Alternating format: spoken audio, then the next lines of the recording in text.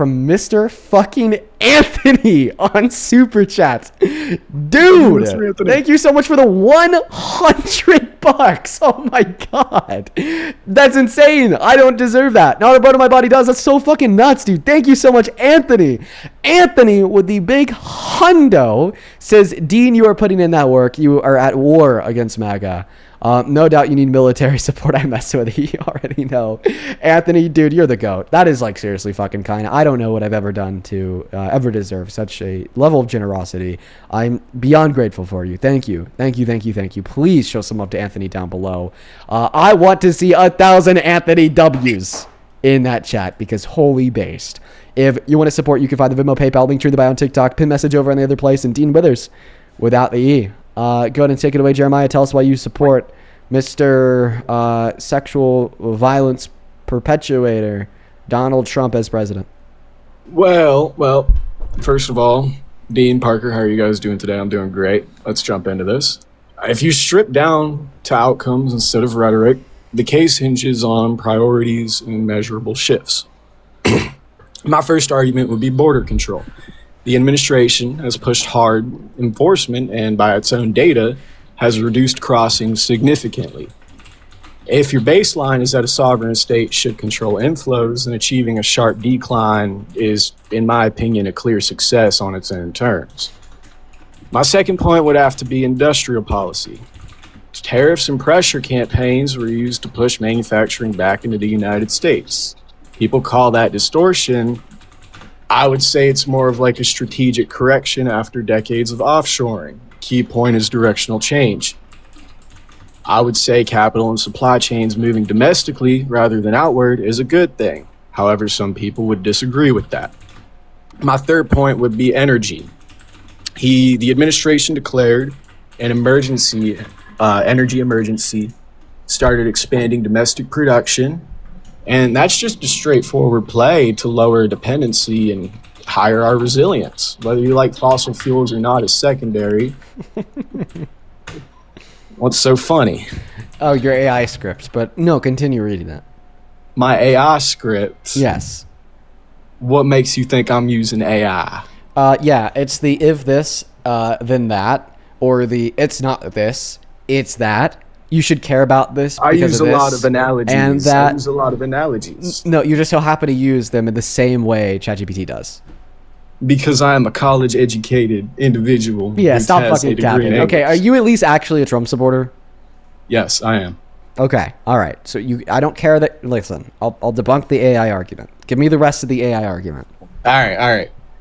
Now this, before I even asked ChatGPT, I thought about this. I like what he's I like what he's doing with pharmaceutical pricing.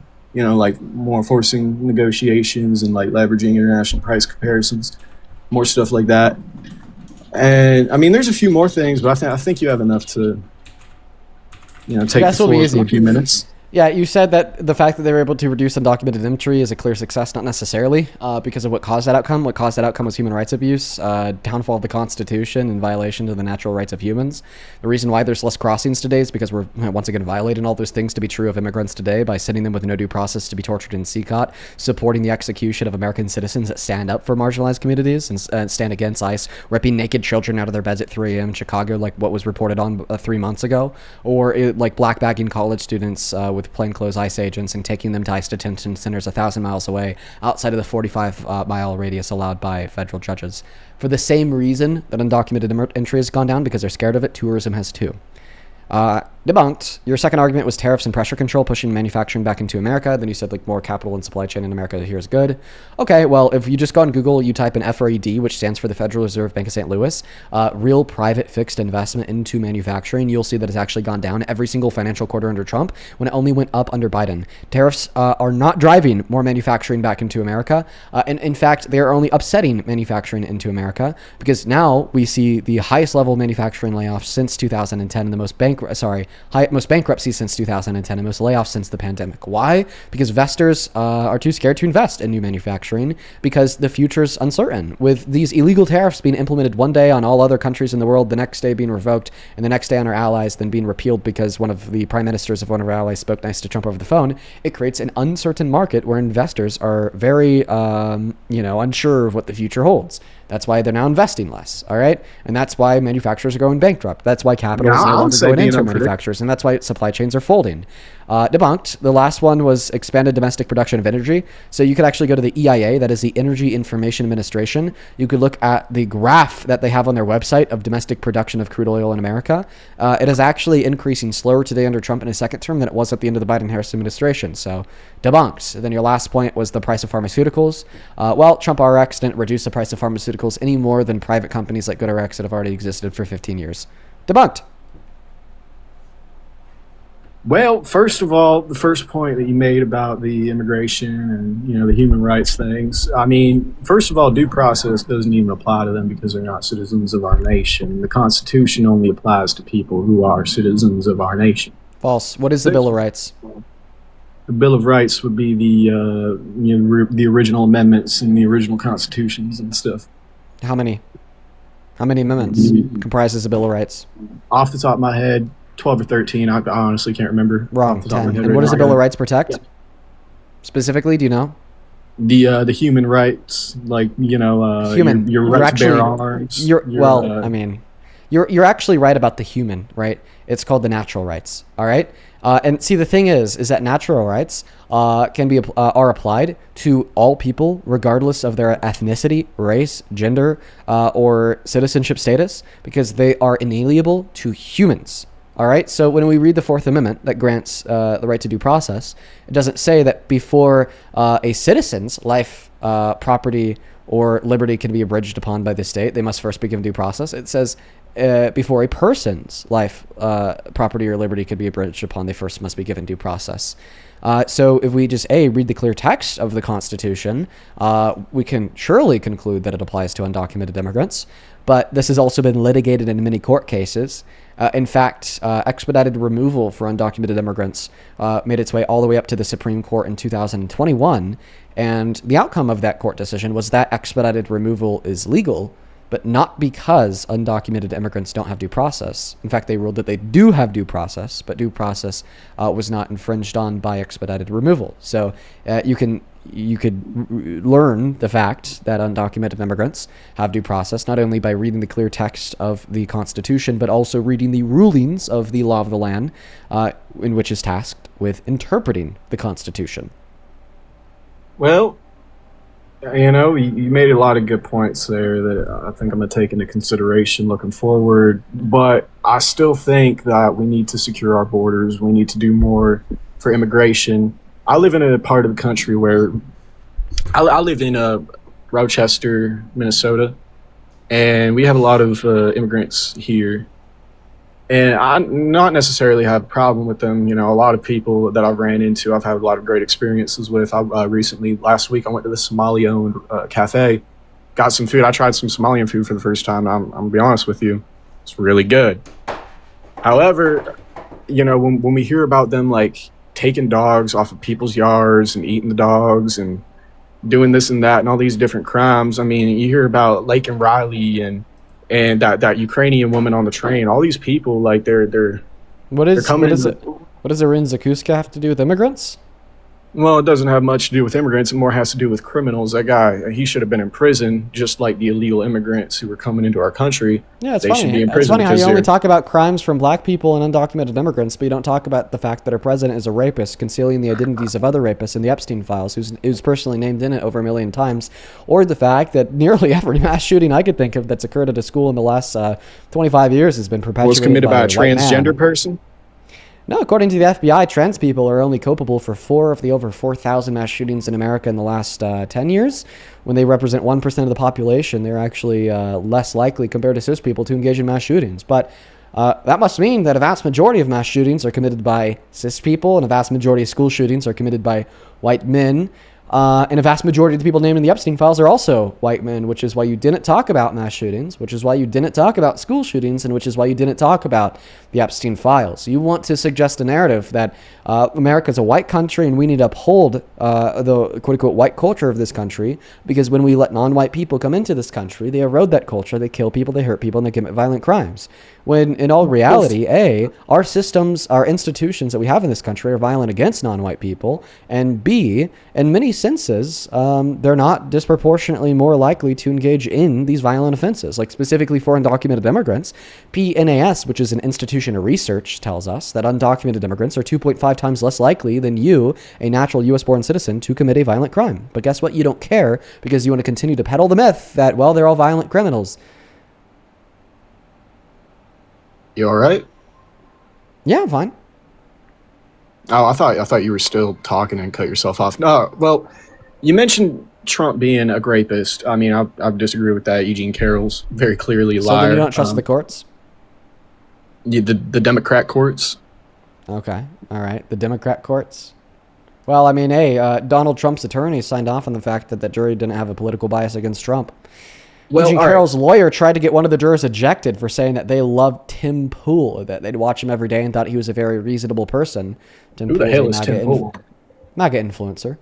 All right. All right. So then when Eugene Carroll's lawyers tried to get them ejected from the jury, Trump's lawyers turned around and filed a motion to the judge requesting that he wasn't ejected because he signified no bias. And the judge agreed with Donald Trump's representation. So we know that a Trump supporter was on that jury, and we know that Donald Trump's legal representation didn't think the jury was biased. So how do you know that they're all Democrats? I mean, it's New York. New York State, it's filled with Democrats. New York City, it's filled with Democrats. But like, think about it this Democratic way. Stronghold. Proportionally, what percent of people make up those that are apolitical, not involved in politics, and specifically those that are conservative within New York, even in Manhattan? You'd still like suppose that at least 1 to 3 of the people on the jury are either apolitical, conservative, or like obviously support Trump. Right, like you understand that it's very, very likely in that context that you're going to have at least a few people. And even with considering that someone listens to Tim Pool, you have pretty good reason to think that that's true. Now, every single person on that jury indicated that Trump sexually abused Eugene Carroll. Every single one of them. Explain to me why you think that every single one was corrupt. Well, I mean, I got a violation for misinformation. You want me to hop on another account? Yeah, you can if you want. Good luck on being found again, though. We're gonna go ahead and get that next guest loaded up into the box right now, folks, because he got banned for misinfo. My dear God, guys only. Hop inside of that queue if you happen to be a Trump supporter. If you support me and/or you want to support the stream, you can find my Venmo, PayPal, link in the bio on TikTok, pin message over on the other place, and Dean Withers, without the E. We got that next guest loaded in here right now. Oh my goodness. Guys, I am tired today. It has been a long day. I had a lot of energy for the first hour of the stream. Now we just hit hour 2. We just finished hour 2. And I'm a little bit more tired now. On PAYPAL, thank you so much, Marianne, for the $14 donation. Marianne, you are awesome. Marianne with the 14 says, been watching you's been a good distraction today from a toothache I have. It's 9 a.m. now in Sydney, and I've been awake with a pain since 4. Thank you for keeping my brain focused elsewhere. Marianne, I'm so sorry to hear that. I really hope that you're able to get into like an emergency dentist or something to get that figured out. Oh my goodness. Please show some love to Marianne in that chat. David, welcome into Sport Trump. Yeah, I do. Me and you've talked before, Dean. I've actually talked to Parker too. The reason I joined the queue tonight, I'd like to hear you and Parker's take on the situation that we have in Iran. I've not watched either one of y'all here lately, but I would really like to hear. I'm 53. Y'all are a lot younger than me. You come from a different generation. You know, you've got different mindsets, and that's all right, man. We don't agree on everything, and that's perfectly fine. But I would love to hear the younger people's. What do you really think about what is taking place in Iran? Is it good for America? Is it bad for America? Is it good for the world, or is it bad for the world? There's nothing good about war, first and foremost. Nothing good about war. Second of all, every foreign policy decision the neocons in Congress have made since the 50s has been wrong. Third of all, every time we've went into the Middle East, it's been a disaster. Fourth of all, We already know that this is a disaster because Trump has lied about achieving regime change when he hasn't, lied about achieving all objectives when he's achieved none, and lied about the reason why he started it because they weren't an imminent nuclear threat. Yeah, and you know this is one of my biggest things with Trump. When what was that guy's name? He resigned like the day, just a few days after that when he actually started bombing Iran. Joe Kent. Yeah, and when that dude come out on Joe Rogan and he said what he did on Joe Rogan, and it really, I'm gonna be honest with you, it really gave me doubts about our government and this administration. Yeah, and it should. I really did, But really. then why is this an admin that you still support even with those doubts? Well, Dean, there's a lot of things that the Democratic Party as a base that they support that I just cannot get behind. Okay. Yeah, I think could change your mind on those things, but I want it to be known here that just because you don't like the Dems doesn't mean that you have to like Trump. Look at Thomas Massey. Doesn't like the Dems but hates Trump. Yeah, I get that. There's just a lot of their policy. And when I look at Democrat and Republican, I look at the platform as what they support as a whole. Whether it be, I don't have an issue with anybody that's homosexual, LGBTQ. I don't have none of my biggest sticking point. I have a huge sticking point on abortion issues. And the reason why is because I have a Christian background. A lot of the younger generation do not have that same type of Christian that was put into my mind as a young kid, 4, 5, 6, 7, 8, 9, 10 years old. I mean, all the way up as I grew up. I mean, to me, that's just where I cannot back the Democratic Party. Okay, doesn't God tell you to love everybody? And I do love everybody, Dean. Well, sometimes when you love somebody, you got to let them go. Maybe the women just had to let them go because they loved them so much. Well, you may be right. I still just don't think. I just don't believe. Here's how I look at it, Dean. So listen, my friend. We don't live in a theocracy. I think that you're entitled to your religious beliefs, but you're not entitled to superimpose those religious beliefs on other people. No, I don't think that you should be able to tell, anybody what they are allowed to or not allowed to do with their body because your religious book says it's wrong. And like I said, even when we read your religious book, it doesn't necessarily say it's wrong. We see that the punishment for taking a life in Exodus is to be killed in response, but the punishment for forcing the miscarriage of a woman is a fine, meaning that fetuses don't seem to have full personhood, like you and I would. We see that in Numbers 5, verses 15 through 35. God actually thinks that women who cheat on their husbands and get pregnant should be forced to get abortions. Okay? And generally, most Christians believe that all sins are viewed identically in the eyes of God outside of blasphemy. That's just a common interpretation of the scripture. And if that's the case, well, if we're going to ban one sin, i.e. abortion, then we should ban all of them, i.e. lying to your child about the existence of Santa Claus. But all of this goes to say that I don't think it's your place to superimpose your religious beliefs on everybody else. And it's also not fair that you're such a hypocrite with it, because the greatest sin, according to Jesus in Mark, is blasphemy against the Holy Spirit. God, was what Donald Trump represented himself to be in his blasphemous post depicting himself as Jesus. And you still support him as president. Why don't you think that should be illegal, just like abortion? I totally agree with what you just said. What he done there was wrong. And look, Dean, should it be legally punished for it? So then why should women be legally punished for abortions? Because it's a sin? Oh, wait, blasphemy is too, but it's worse. Dean, as always, you make, to be as young as you are, sir, you have got such a valid argument about a lot of different things. As when Trump supporters come in and people, I don't support him like I did when I initially voted for him this last time. I don't have the faith in him. I see things in him that I wished I would have seen before. Not saying I would have voted for Harris, but I see things in him now that I would have not voted for him. Okay. What's the conclusion of that last argument? Do you understand why you shouldn't support the criminalization of abortion, or do you still support the criminalization of abortion? I don't want it to be a criminal. I don't want it to be a criminal issue, Dean. I just think we need to come as a culture. We need to decide when is that really a baby? Okay. All right. So if you think it should be legal, okay, then you agree with the Dems. And I feel like maybe there's some deeper reservation that you hold against people on the left because you feel like they praise abortion. No, nobody loves abortion. Nobody gets excited about abortion. Nobody praises abortion. But what everybody should love and praise and get excited about is individualistic rights, liberties, and freedoms, particularly a woman's right to choose when it's being infringed on, right? You know, like the actual process of abortion, it's not fun, all right? It's not fun, all right?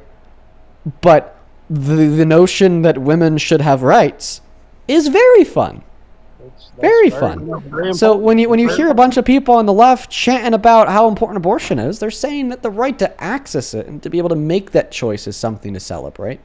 Okay? And we're just kind of indifferent to the actual procedure, you know?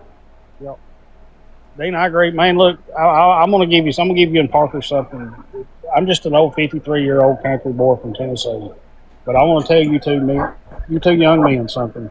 Your points that y'all make on these lives that you do, your points are so valid and on point. You both are so smart about what you're doing and what you're saying.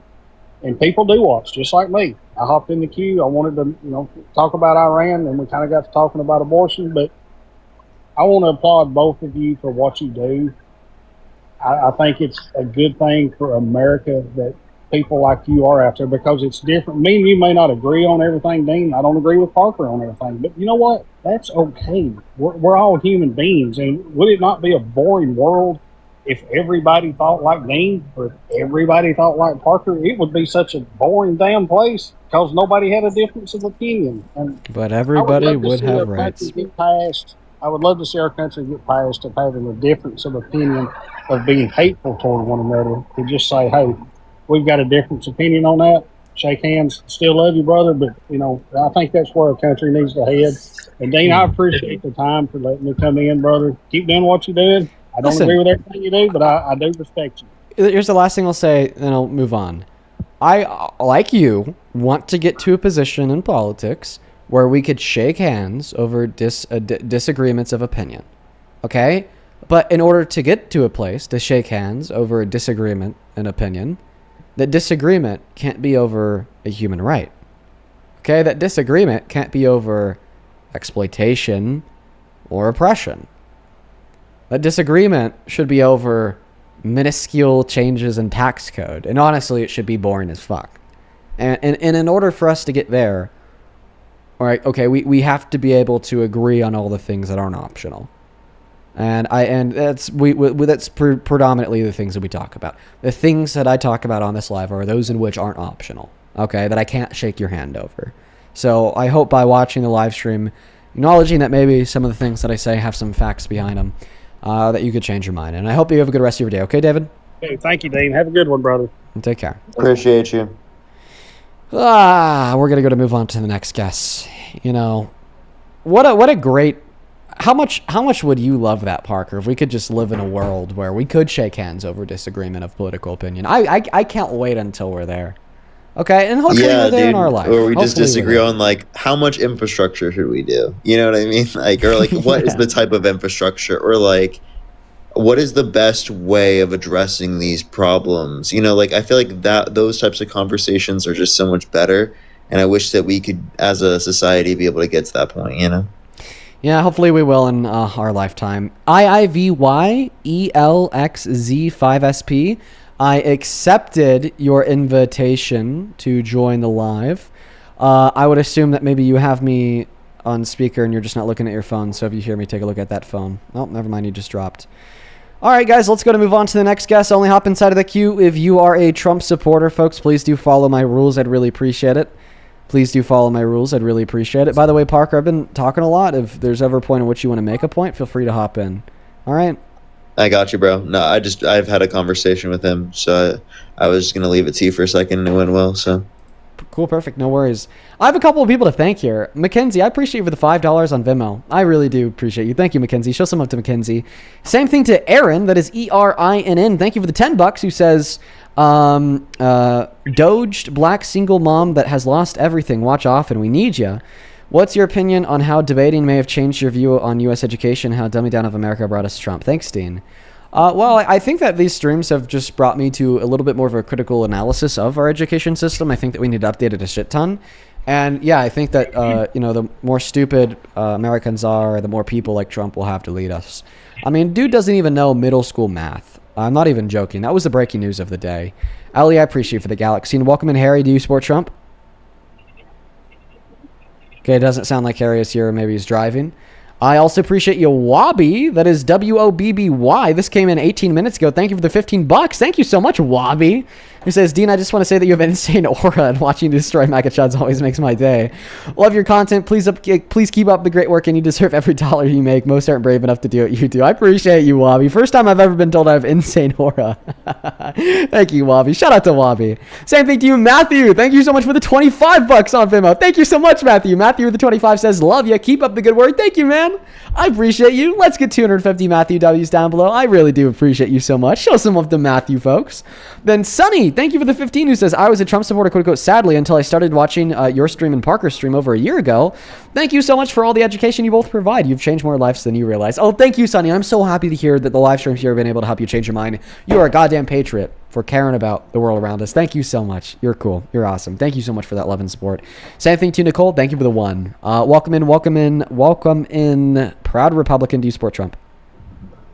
Yo, Dean, Parker, let's hit a blinker together. It's the blinker 3, guy. 2, 1. Get out of here, bruh. Welcome in. Do you support Trump? I do and I don't at the same time. How old are you? I'm 18.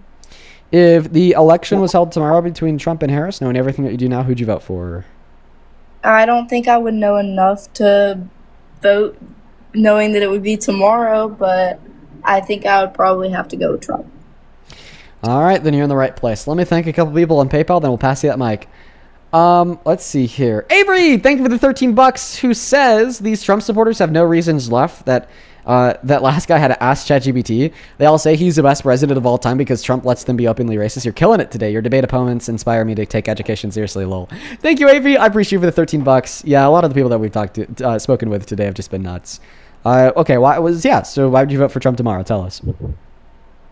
His policies, I think, have a more, focus on America in itself, and they're more, he's just more focused on our country than I feel like others are. More focused on destroying the country? I mean, we just got the largest increase in the price of gas in a given month since the Vietnam War.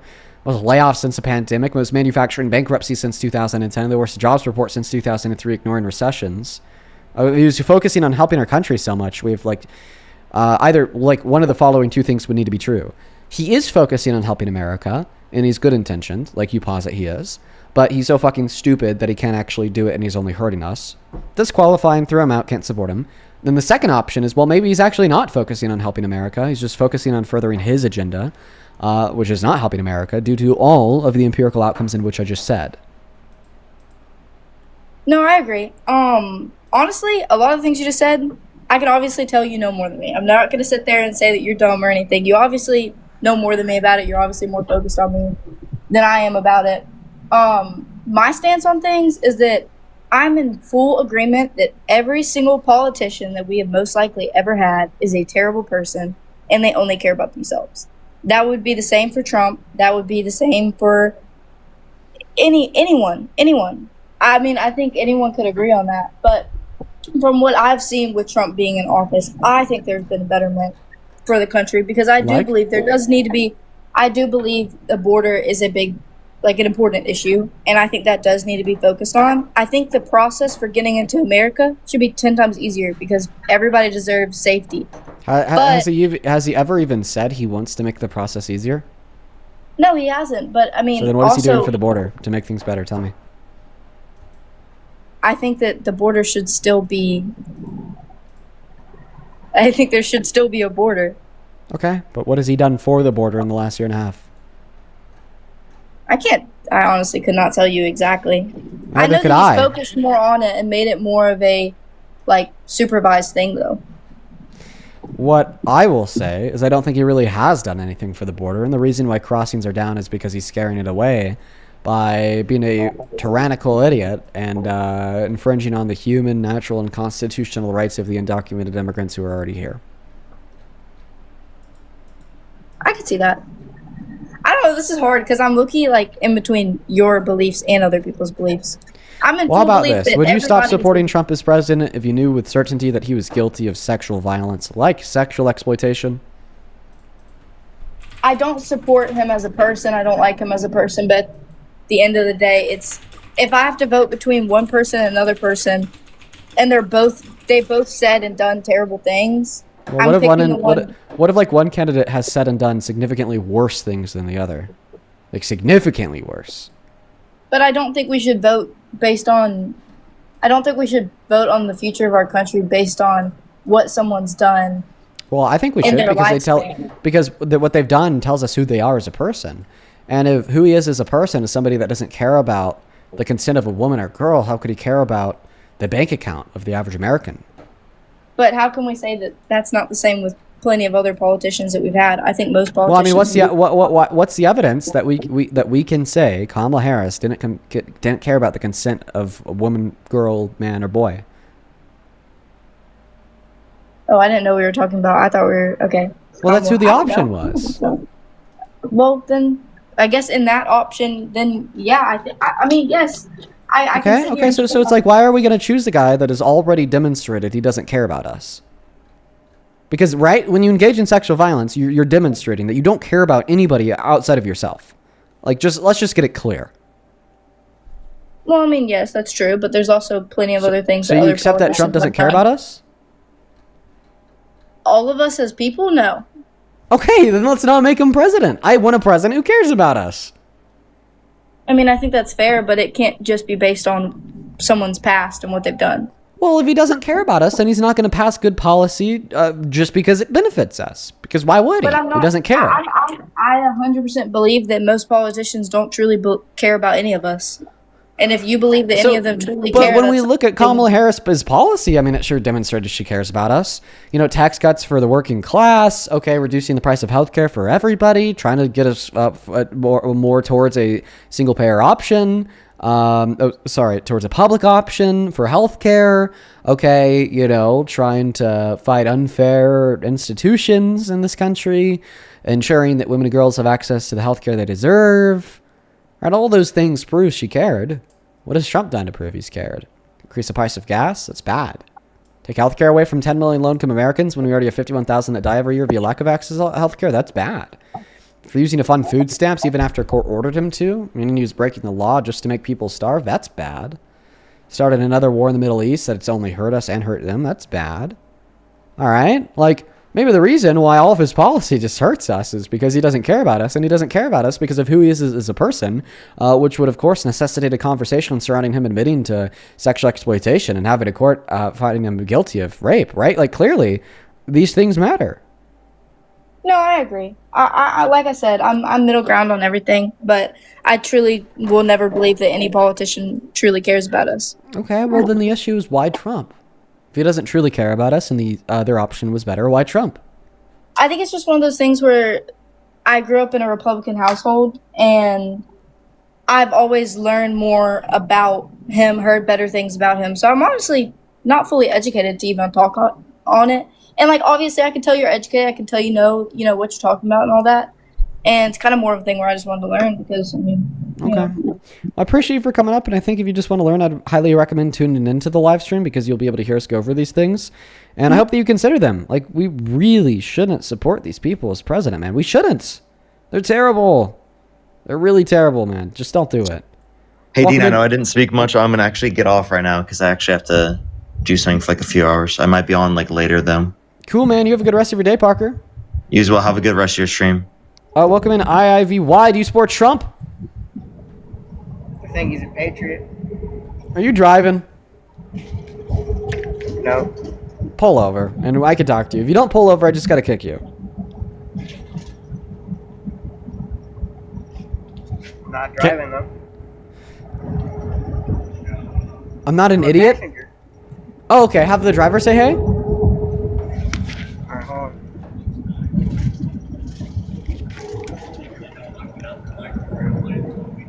Can you have the driver say hi? What? Hey, hello. Hello. Okay. And then you go. second of all, could you take your phone off of Bluetooth, please? Because we can't hear shit.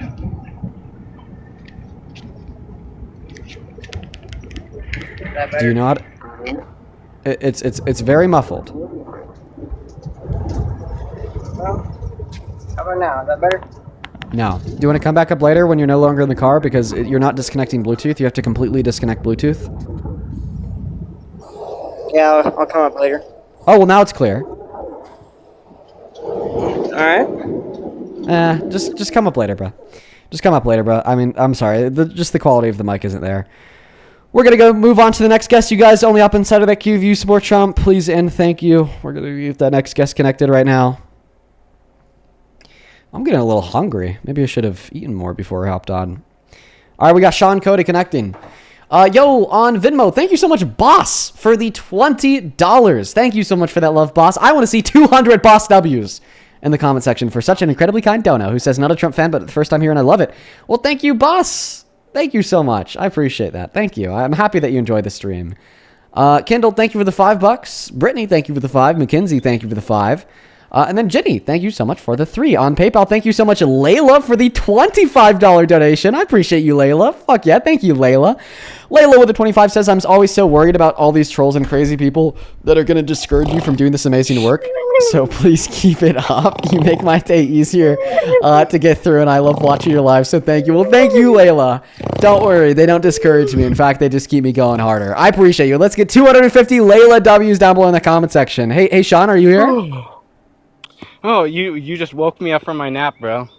Oh, okay. Good. I'm happy. Are you a Trump supporter? Oh, of course I am. How old are you?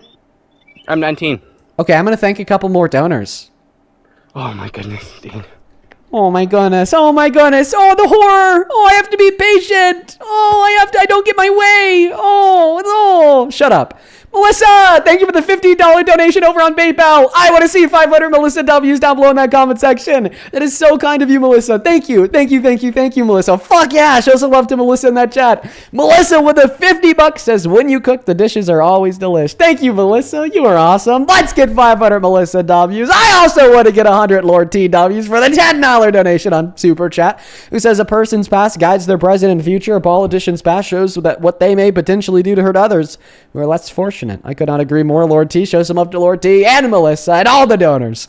If you want to support the stream, you can find the Venmo and the PayPal in the link tree in the bio on TikTok. Pin message on the other place, and right there, Dean Withers without the E.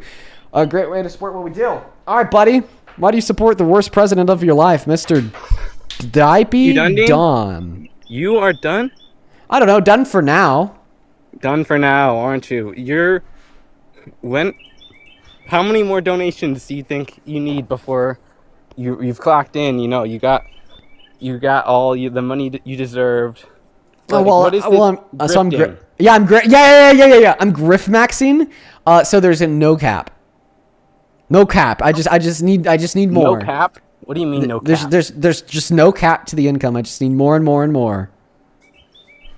You grift on here all day. You do this 7 days a week. Yes. Bro, I'm outside. I'm in touch with nature. Yes. I'm not like you, little boy. You're in touch with nature.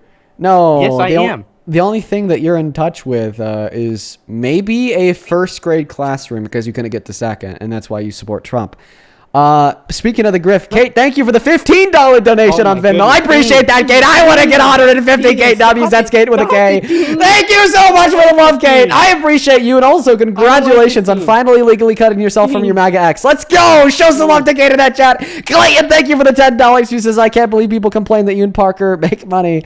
Grassroots. Because they're pissed. Thank you for the $10. Quentin, thank you for the $10 as well. Thank you so much for supporting the grift. You are awesome. Thank you so much. And then Sean, thank you for the $10. Who says, hey, Dean, I'm a full-time DoorDasher when I'm driving. Bro, who was that? I somebody else named John who just wanted to support the grift. Sean, I'm really happy that you enjoyed the stream. Thank you. And then Ray, thank you so much for the $10. Quite frankly, thank you for supporting the grift for the $10 donation, Ray. What are we doing here, Dean?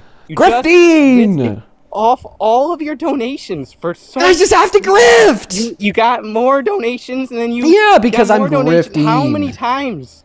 How many times does this have to happen? At least one more, because we just got a $10 donation from Phil on Venmo, who says, Dean Army. Thank you, Phil.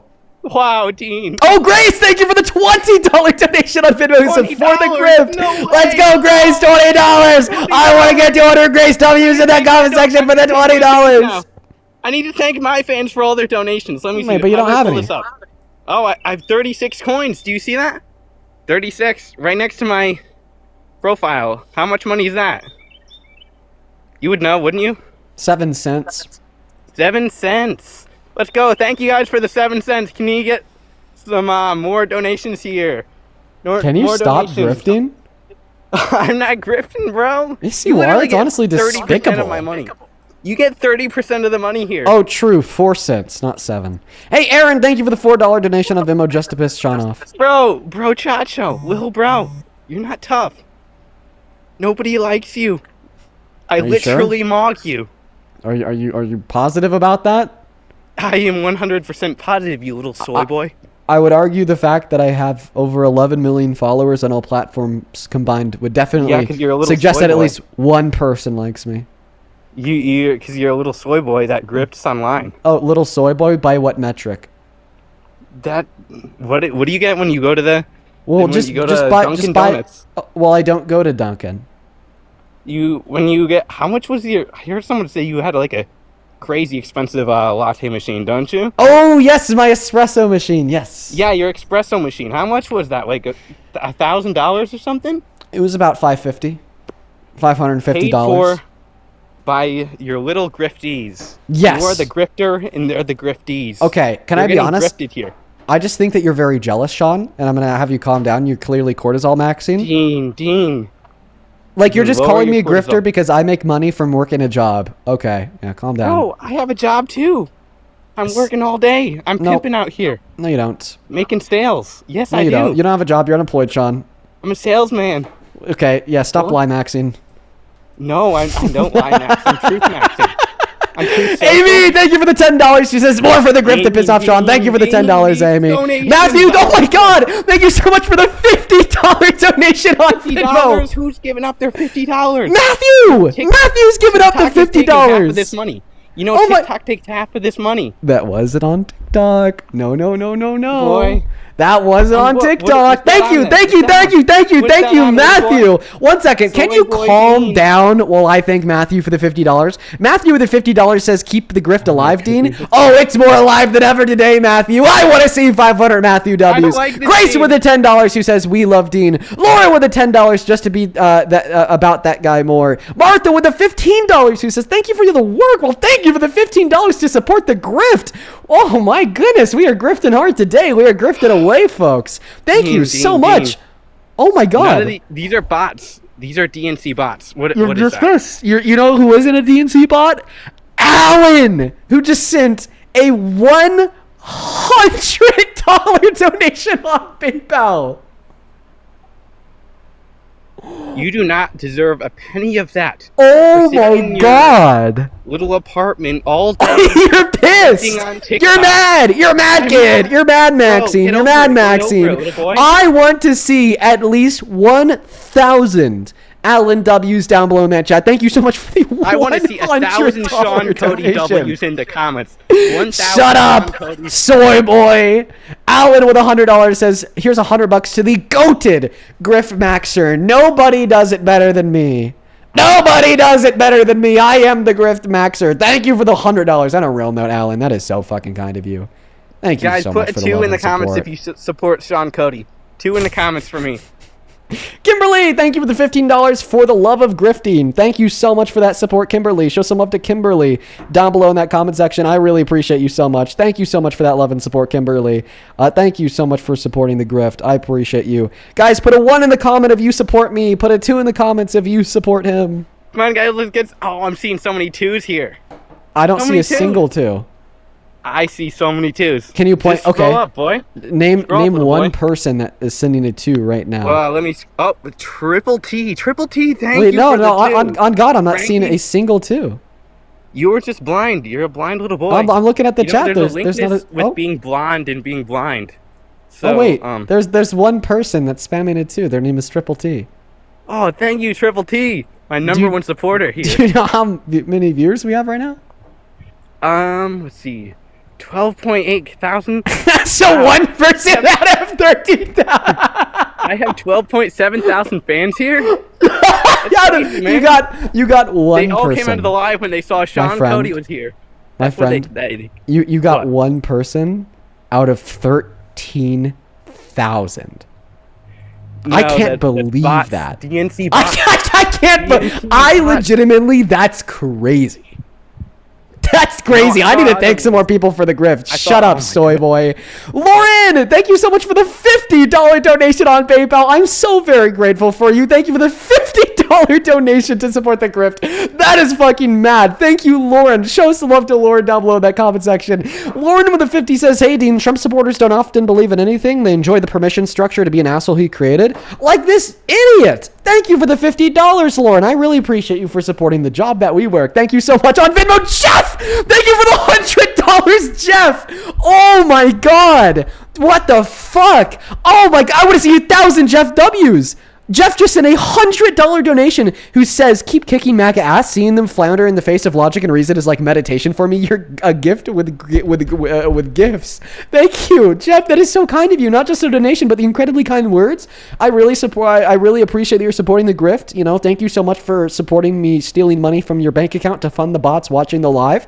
Thank you for the $100. That is nuts. As well as Joseph, thank you so much for the $24 donation. Thank you so much, Joseph. Thank you.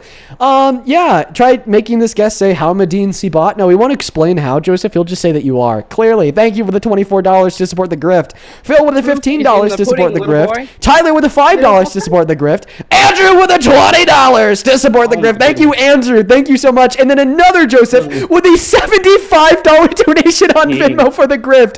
Oh my God. That shut up while I'm thanking the people who are funding my grift lifestyle. I want to see 750 Joseph W's for the $75 donation to support the grift, who says, I'm not a goddamn bot. I support right and logic. Clearly, you're misinformed. To be polite, I'm avoid calling you an idiot. Yeah, dude, Joseph just spent $75 to call you an idiot. How do you feel? I guess we'll never know, because I'm going to thank Lucilia for the $15 to support the grift. Dory with the $5 to support the grift. Clayton with the $5 to support the grift. Haley with the $10 to support the grift. Thom, thank you for the $25 to upgrade to the $1,000 espresso machine. Thank you for the $25 to support the grift. Tamir with the $15 to support the grift. Emma with the $5 for the grift. Morgan with the $10 for the grift. Amy with the $10 for the grift. Matthew with the $50 to support the grift. Thank you so much, Matthew. Wait, I think I already thanked you earlier. I'm just like spamming at this point. Thank you so much, Matthew, though, once again. As well as Hannah with the $10 to support the grift. Jaden with the $50 to support the grift. Oh my God. Jaden with the $50 just says, tell Sean to thank you. Can you thank Jaden for the $50 to support the grift? Jaden, thank you so much for the $50 supporting Griff. I Good really appreciate boy. it. Tracy, thank you for the $50 as well to support the Griff. Show some love to Tracy. Stop saying Sean and L, all guys. of the That's other not funny. donors. It's not funny. I legitimately don't even funny. know what's going on. You guys are being so fucking kind. Thank you so much Oh for the my $50, Tracy. Thank you for the $10, Hannah. Here's another bot dono for the Griff. Thank you so much, Hannah. Thank you, Jaden. Thank you, These are S. Thank you, fraudulent. everybody. They're going to get taken away. You're going to lose these. Is Sean Cody your name? What do you mean, bro? In real life? Yeah. Sean is my middle name, or no, Cody is my middle name, and Sean is my first name. Okay, Sean. What? Now that I have grifted quite a bit, would you like to tell us why you support Trump? Oh my goodness. Dean, can we just kiss already? What a fucking weirdo! What the fuck was that? Dude comes up here, gets really pissed off about the donations. What, dude? What the fuck? Oh my God. Okay, I'm not okay. I just popcorn. Did you hear him, popcorn? Yeah. I did. Why did you say it like? Yeah. Oh God. Okay. All right, Bob. Yeah, that last part got me. I was. So I actually what? dropped my phone, but. So what's the reason you still continue to support an admitted sexual exploiter as president? Yeah, because what we seen 2 days ago, the 11 charges against the Southern Poverty Law Center and the indictment against them for them funneling money to the Triple K and other groups, to include the Charlottesville event. They actually funded transportation, according to the court documents. Just wondering your opinion on that. Yeah, okay, I could give you my opinion on Southern Poverty Law Center. So first and foremost, I think it's a very nuanced take. The first thing that I'll say here is that it seems to be the case that a lot of people on the right are saying, well, they're paying these visceral hate groups to stoke the flame and create an enemy to then get paid in an attempt to defeat. Okay, then a lot of people on the left are saying, well, they were just paying insiders to give them inside information about these violent, hateful organizations to stop hate crimes before they happen, or to learn more about their methods of operation. Now, my opinion is, I don't think we'll know until the court case has been processed and finalized, and we see an end result from the jury with a ruling and why that was their ruling. I'm going to wait for discovery, and I'm going to wait for deliberation. But what I will say on top of that is I'm not just automatically disputing the view that they were funding these hate groups to create an enemy to make more money themselves, because I don't think that people in positions of power that want more power and more money is exclusive to the right. We'll also see that on the left. And it is absolutely possible that we see a group of very sick and depraved individuals, okay, who will make money from taking on lawsuits against hate groups while then simultaneously funding those hate groups to create more lawsuits. But if that's true, which we don't know yet, okay, this is not a reflection upon the party as a whole. This is not a reflection on the left as a whole. And this is not a reflection on why anybody should support Trump. We could just as easily point towards the hate groups in of themselves who have consistently endorsed the Republican candidates, who Trump's dad was a part of the KKK in of itself. We'll throw the Nazi salute, then say, go vote for Trump, like many groypers on the internet. Yeah, so I'll admit that. Well, now I'm not going to bring that up. But so dealing with the first thing you mentioned, the informants, right? So many of those people were leaders within that organization, and one of them is still the leader of that organization now. He's the president, and so the argument of it being an informant, it's kind of hard to say that when you're paying the leader of the entire organization. Personally, I don't think that changes much. I think that a leader of like a KKK organization could just as easily be swooned by the dollar sign to give information about the organization. Like I said, I would just want to wait for the court date, see how it plays out, see what the Southern Poverty Law Center says in court. And I'll be paying attention. I absolutely will, because I want to know, okay, which organizations exist, regardless if they're on the right or the left, have the best interests of, the people that they're supposed to represent in heart. And honestly, I could tell you that myself and many individuals, have this feeling of disillusionment just seeing that law center was paying them at all, regardless if it was for information or for controlled opposition. Okay. But once again, we're not neither. I don't think anybody has the right to act as if this is a representation of the left as a whole, or all democratic institutions from the left as a whole. That's unfair, or a reason to support Trump. Right. Okay. I hear you. And then I also had a question about Eric Swalwell and how you felt on the fact that it seems like the Democratic Party has swept all that under the rug for years, because I look back at his time. I knew it was following Eric Swalwell before his thing with the Chinese spy and all that. But for years, I kind of felt or had, I guess, the idea based on news reports and all that he was doing this kind of stuff. He's not the only one, but for them to have him drop out of that governor's race now, I think using that information that they had on him, or dirt that they had on him, how do you feel about the Democratic Party kind of sweeping that under the rug? for years. I think that the Democratic Party did the opposite of sweep it under the rug. I think once we saw the 5 credible accusations come out against Eric Swalwell, even his best friend in Congress came out and told him to resign from the race and drop out of his seat, and that's exactly what happened less than 48 hours later on both of the two fronts. And I think that you, alongside every other member of the GOP that believes Eric Swalwell is a rapist because of 5 credible accusations, as a goddamn hypocrite when you won't call for Donald Trump to resign from his position of the presidency in consideration of his 40-plus accusations, including a credible accusation from the Epstein files in a court that determined he raped a woman. It is by far the most clear point of hypocrisy that we have seen from the GOP in years. Okay, it's more clear than J6. Okay, it's more clear than Donald Trump saying that he's going to help the middle class and raising taxes on them effectively with a big, beautiful bill. It is the clearest point we have ever fucking seen.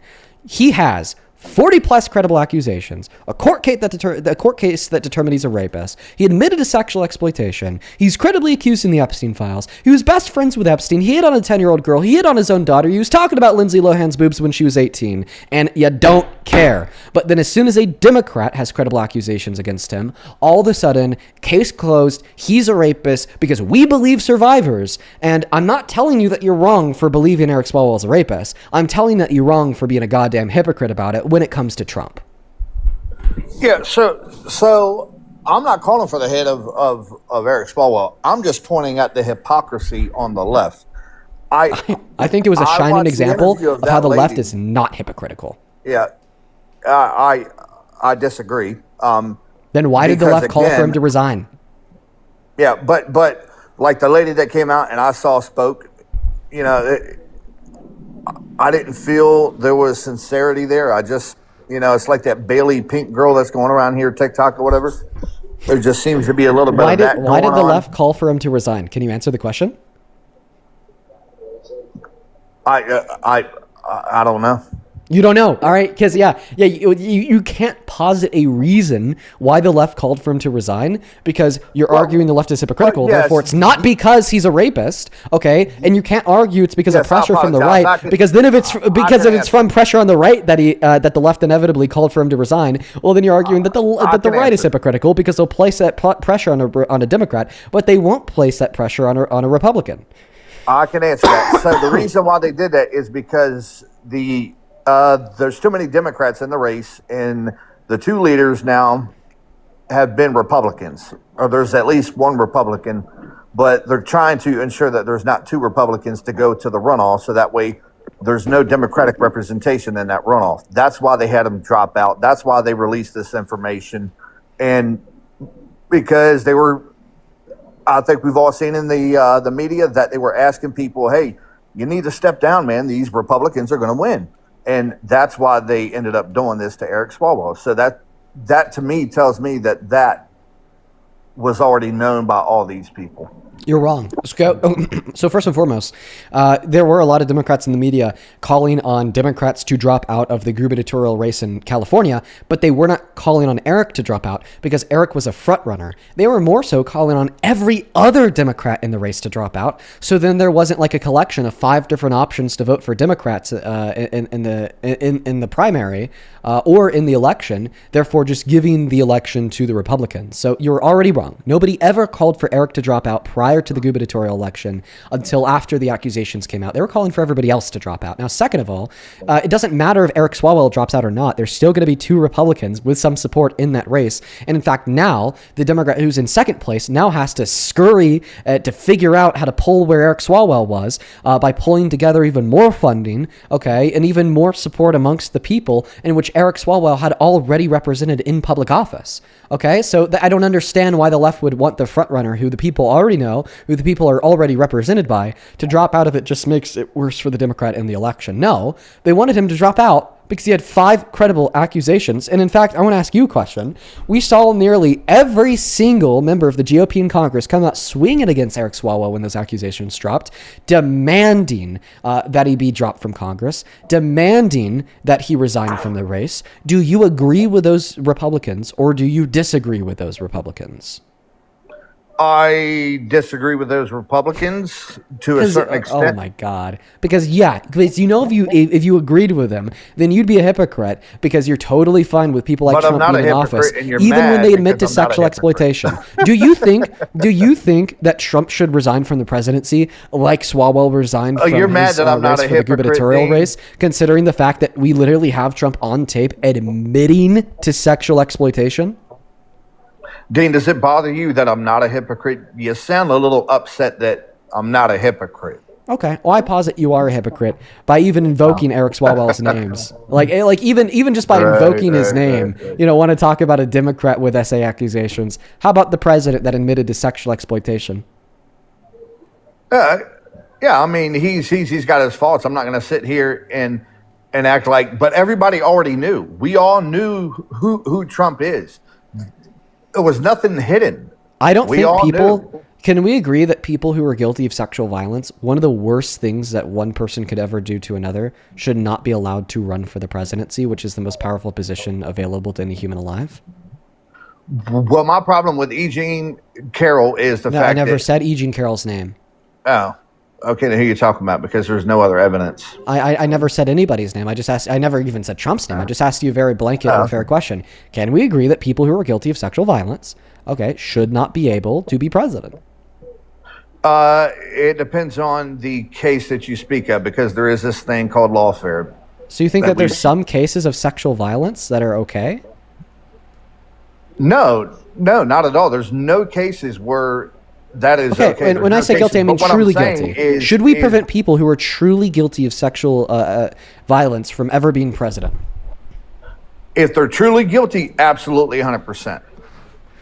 Okay, yeah, you're cooked, buddy. So, but Trump's not truly guilty. Yes, he is. So, yes, he is. No, A form of sexual violence is sexual exploitation. Sorry, man. Donald Trump admitted to sexual exploitation on Howard Stern's radio show in 2005. In fact, you just acknowledged that he admitted to sexual exploitation on Howard Stern's radio show in 2005. Because after I brought it up, you said, yeah, Trump has his faults. But now you just agreed that fault should disqualify him from the presidency. So are you going to turn a new leaf? Are you going to revoke your support from Trump? Let me be clear on the answer options that you have here, because I don't want you to pivot. You either are going to have to walk back on your claim that people who are truly guilty of sexual violence, should not be able to serve as presidents, or you're going to have to argue that Donald Trump did not admit to sexual violence. Those are your only two options. So, Popcorn, I'll go ahead and shut the hell up. The ball's in your court. Which one of those two options are you going to chase down today? Yeah, was Emmett Till guilty of SA? No. Okay, then why was he persecuted on the streets? Because of racism. There you go. And that same system that allowed that and promoted that is the same system that is now being used to go after people's political opponents. That's what we're seeing. So this case here was a prime example. That is so fucking disrespectful. When E. Jean Carroll comes out and says, I never mentioned E. Jean Carroll's name. Violated her in some way. So first and foremost, I'm putting you on mute because you're pivoting. Second of all, you are such a disgusting motherfucker to trying to compare Emmett Till to Donald Trump. That is so unbelievably, I just can't even, it's so true. Gross. And then third of all, okay, you didn't tell me which answer you want to select here. Okay, are you going to go with the argument that you want to walk back your suggestion that people who are truly guilty of sexual violence should not be allowed to be president? Or are you going to argue that Donald Trump did not actually admit to sexual violence when he said he'd barge into the dressing rooms of naked people and look at them? Okay, I never invoked E. Jean Carroll's name. What we're talking about is his admittance of guilt to sexual exploitation, which is a variant of sexual violence to Howard Stern in 2005. Once again, your two options are either walk back your claim that people who are guilty of sexual violence should not be able to be president, or argue that Donald Trump did not admit to sexual violence when he said he'd barge into the dressing rooms of people to then look at their naked bodies consensually. Which one? I would say that the claim that it is S8 or violence is inaccurate. Yes, Trump admitted that he went back there and inspected as the head guy of the pageant. But to say that he essayed and try to tie in, this mental gymnastics that you're doing, it just, you can't even answer. So I define sexual violence. Relate, dude. So I define sexual violence as any sexual act that is unconsensual. So, okay. Do you agree? I think it goes beyond that. Like, okay, like what? So if somebody enters a room and they're changing. No, give me an example of sexual violence that would go beyond the definition. Any sexual act that's unconsensual. So again, if I walk into a room and there's somebody in there changing or something, and they feel violated, but I didn't mean to do that. Obviously, I'm not guilty of any kind of violence. So that's all I'm saying. Can you give? So you're not giving me an example of a sexual act that's unconsensual. Wait, I'm so sorry. You're not giving me an example of sexual violence that goes beyond an unconsensual sexual act, right? Like, do you accept that the definition of sexual violence is engaging in unconsensual sexual acts? Yes, I would agree with that. Okay. So then Donald Trump is guilty of sexual violence because he admitted to engaging in an unconsensual sexual act. But it wasn't an unconsensual sexual act. It was. It was unconsensual because How? he didn't do it with their permission. He did it with his permission. But how is it sexual? Yeah, because he sought out the naked bodies of women to then look at the naked bodies of women, to then go tell Howard Stern how much he enjoyed looking at the naked bodies of these women when Howard Stern asked him about the sexual things he'd do with the women that competed at his pageants. Okay, and those He are said women, it was sexual. right? So women that put on bikinis and strut their stuff to the world is worried about the owner of the pageant coming backstage and seeing them naked. Yes, because Are you even kidding me? women who wear bikinis have consent. If you wanted to argue that women who wear bikinis don't have consent, then essentially no woman who's ever been to a public beach has consent. You are so gross. You are so gross. So unfathomably gross. So Why are you fucking crashing? gross. Why are you crashing? Because you just told me women who wear bikinis, in default of that fact, then consent to have men violate them at any time they want. That's why I'm upset, because that's upsetting. And that should be upsetting to anybody that's not a psychopath. Well, I mean, all those years that he did the pageants, and all you can come up with is like 2 or 3 women or 4 women. His out of all admission those of guilt? thousands and That's not thousands of true. women, But his admission Nah. of guilt? I don't believe it. You don't believe his admission of guilt? No, I don't think it was as bad as you were As making it what out he to said? be. No, I mean if Because like, hey, Trump's he coming in, said he'd go into hey, a private. Trump's coming in. a All private right, come on in, see my naked body. Oh, where did Donald Yeah. Trump say in the clip that he'd give them a heads up? Let's listen. I would also say, as the owner of the pageant, it's your obligation to do that. So you have done that. Now, tell Well, me I'll what- tell you the funniest is that I'll go backstage before a show. Yes. And everyone's getting dressed and ready and everything else. And, no men are anywhere. And I'm allowed to go in because I'm the owner of the pageant, and therefore I'm inspecting it. I'm inspecting. I want to make sure that You're like a everything is doctor. good. You're there. Yeah, the dress. Is everyone okay? They're standing there with no clothes. Is everybody okay? And you see these incredible-looking women. And so I sort of get away with things like that. So where in that clip did he say that he'd ensure that a woman would first go inside of the private women's only dressing room to ensure that everybody in that space had clothes on and was okay with Donald Trump coming in? Where did he say that? Well, I mean, if it was an issue, it would be bigger than 2 or 3 women. Oh, okay. So you basically don't have a response to the claim. You're just saying, well, if it truly was that unconsensual, is. then everybody would have known about this years ago. So, hey, do you know about every action of SA, rape, or unconsensual sexual conduct that has ever occurred in America? No, absolutely. Oh, not. okay. You probably only know about a handful, right? Probably. Well, yeah, a handful. Yeah. Less than what? 15? No, I see stuff all the time. About that. So. Okay, let's say 500. But me personally, So are you for saying me that during your personally, I lifetime know there's only been people maybe- 500 instances of like sexual violence that have taken place because you don't know about the other ones, and if they really were an issue, then you would know about the other ones?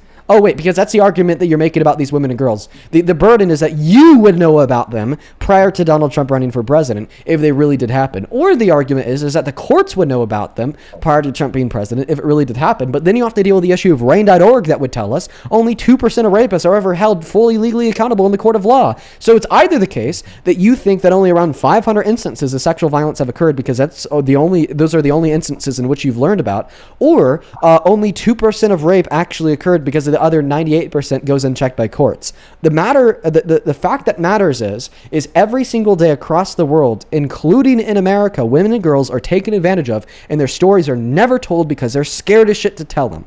Okay? That happens, and you can't deny it. And you are denying it because you're saying even though Trump admitted to sexual violence, because they never told their story before him running for president, it didn't happen. And that is so grotesque. It is brutalistic, and you are the problem because it is men like you that will laugh at these women, disavow them, say, well, they would strut in a bikini, therefore I don't care. Donald Trump took advantage of them backstage in the dressing rooms. That makes these women and girls not want to come out because they feel like if they do, they'll be fucking laughed at by shitheads like you.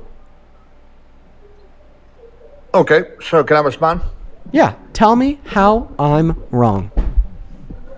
As much as the left has been going after Trump, creating all this stuff from Russia collusion, still dossier going after Trump in Georgia. If all they can find is 3 or 4 women to come forward and go against Trump and speak out against him, out of thousands of women, that right there should give you enough indication that, okay, so as much as the left goes after Trump and digs up stuff and creates even things out of thin air, they would have came up with more than 3 or 4. So how? Because the people that created, well, let's just assume that everything about what you posit to be lawfare on the left is true. Let's just assume that there's a super secretive DNC deep state that has been attacking Trump from day one. The super secretive DNC deep state came up with the Russian collusion hoax, came up with J6, came up with the felonies, came up with E. Jean Carroll, came up with the 2 lawsuits in New York, the 1 lawsuit at Mar-a-Lago, came up with the raids upon his private estate, and has been terrorizing this innocent man all of his life with the most money and power in the world because they are the DNC deep state. Okay? Are the women that competed as pageants the DNC deep state that have come up with all these fake hoaxes? Or are they just average Americans like you and I trying to live their goddamn life? No, but see, that's what you fucking miss. That's what you miss in this argument. You could demonize the left all you want. You could demonize the elusive deep state that doesn't fucking exist all you want. You could demonize the Democratic Party all you want. But guess what? Okay, the people that competed at these beauty pageants that had this occur to them and then were scared fucking shitless because this billionaire just exploited them. He signs their paychecks. He controls their career. He was given an Ellis Island reward. Okay, yet they still show up. And okay, all right, perfect. Now the argument is that they just didn't come forward, was tossed out the window, and now the argument is yet they still show up. First question: how the fuck do you know that? How do you know that there's not countless stories of women and girls out there that competed at Miss Teen USA, Miss USA, whatever, okay, had Donald Trump barge into their dressing rooms, went home quiet, finish out that year at the pageant, and then never returned again? How do you know? Looking at the years that they competed. Show me it. Show me it. I want you to show me. I want you to show me it. Show me it right now. Show me right now that every single year, every woman that showed up that year showed up the year after, and then the year after that. Show me that. Dean, stop crashing, bro. Oh, by asking you to show me the evidence you don't have because you're just a fucking rape apologist without a brain? You got cooked. Says the guy that cannot give evidence to support his undeniably anti-woman, pro-rape arguments? You got cooked, bro. Continue to tell that to yourself all you fucking want, but until the day you could materialize evidence to support your claim, you're a little fucking weasel with no brain that lacks a spine that stands for everything I and any other reasonable person alive stands against. Produce the evidence. Dean, you're getting cooked. You could say that when you produce the evidence. Dean, you got cooked. You could say that when you produce the evidence. I'll take the L when you produce the evidence. When you produce the evidence, sure as hell I will. Anyway, No, not So let anyway. me Produce test the it again. evidence. No, Popcorn does anyway, it no again. pivot. No, anyway, no pivot. No deflection. Produce the evidence. Your words will not cook my Double your argument. popcorn. Your words will not defeat me. Evidence, okay, to describe that reality is not as how I describe it will cook me and defeat my argument. But you don't have that. You could just say, oh, Dean, well, the reason why I know that there wasn't an abundance of women and girls who had this happen to them that were then scared shitless, finished the pageant, and then went home for the year and never came back is because, well, they came back the next year and I know it. Then I'm like, okay, show me that every single woman at every single year of the beauty pageants he owned left the pageant with a smile on their face and came back the next year, and you can't do it. So instead, what are you gonna whine? What are you gonna say? You're gonna whine like a little child and say that you won and I lost because the last thing you could handle is getting sat down and fact checked like the little fucking immature moron you are. You sound bizarrely defensive when you continue to reiterate that you won the debate and I got cooked when you can't produce evidence to support your claim. Popcorn cooks again. Dean. Bizarrely defensive You got for a man cooked. with no evidence. Popcorn out. Yeah, and popcorn ran away. Honestly, dude, I'm so happy that I drilled into him. I rarely do that. I rarely fucking do that, okay? Because I try to keep it cool. Because I really try to keep it cool on this live. But you know what? That time I didn't. I didn't keep it cool. I didn't reserve myself. I didn't moderate my statements. And it felt pretty damn good. Okay? And it caused that little weasel to run away with a request for evidence to support his beliefs. Like the little coward he is, tucking his tail and running. That felt good. Popcorn got fucking burnt. Welcome in, Santana. How you doing? Good. You're better than me. That's why I don't talk to that idiot. Like that, he brings nothing, and every single time when you pin him into a corner, he just declares, "I won," and popcorn out. Like, it's just such a weird thing. If you have to declare yourself a winner after providing no facts, evidence, or even a counter argument, I don't think you won.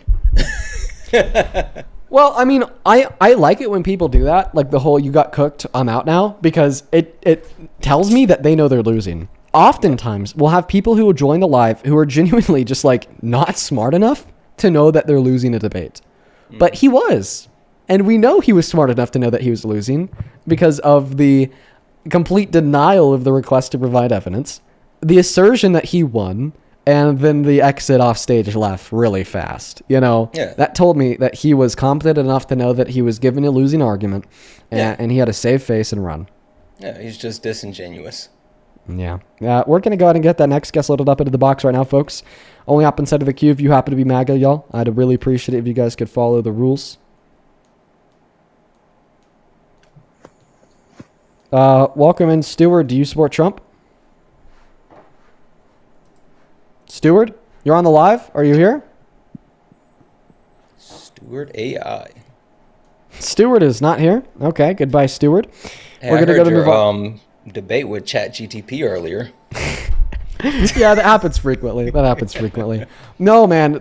I feel like a lot of people think that if they debate me with ChatGPT, then they'll have a pretty easy time. But it, in fact, just makes things much harder for them.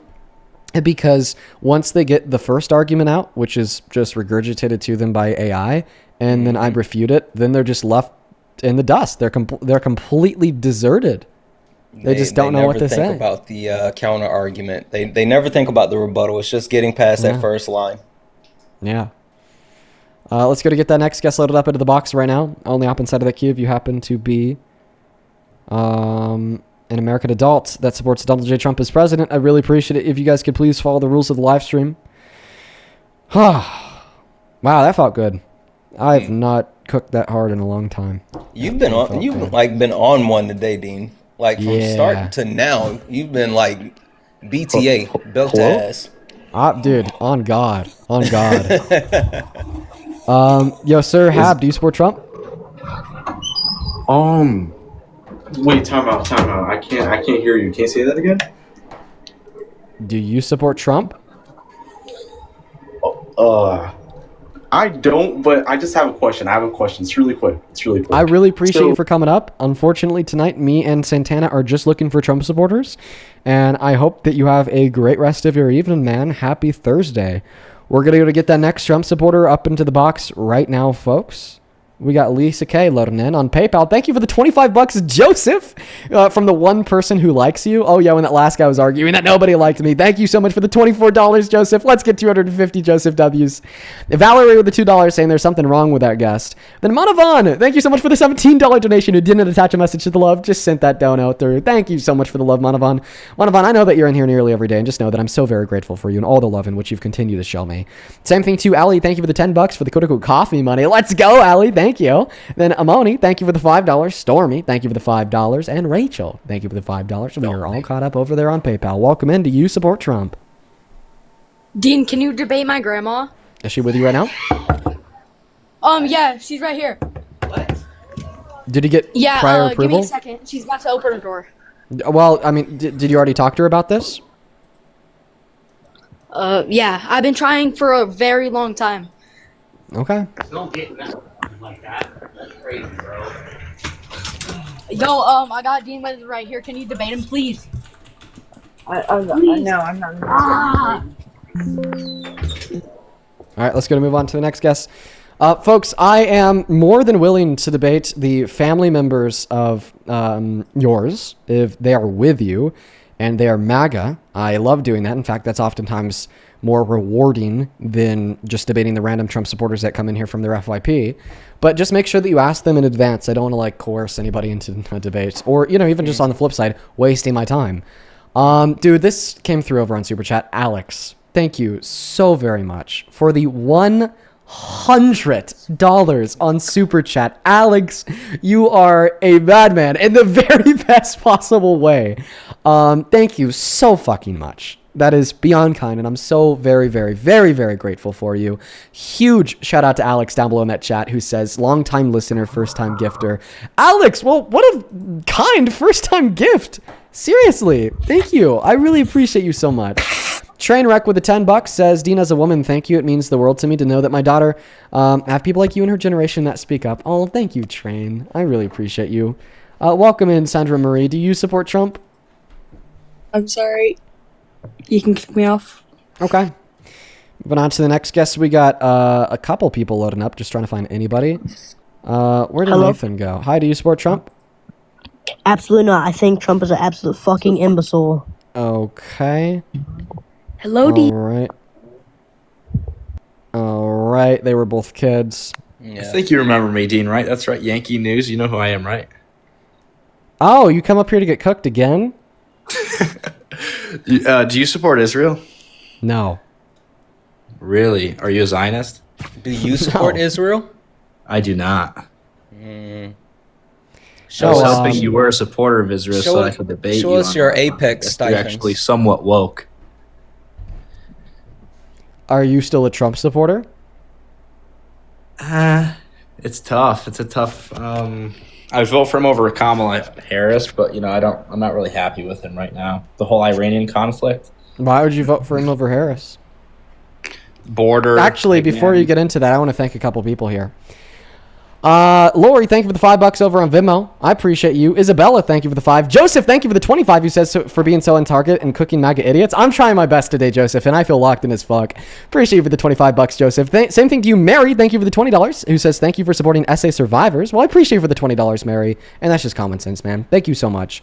Hannah, thank you for the $10. Who says I've been listening for always a year.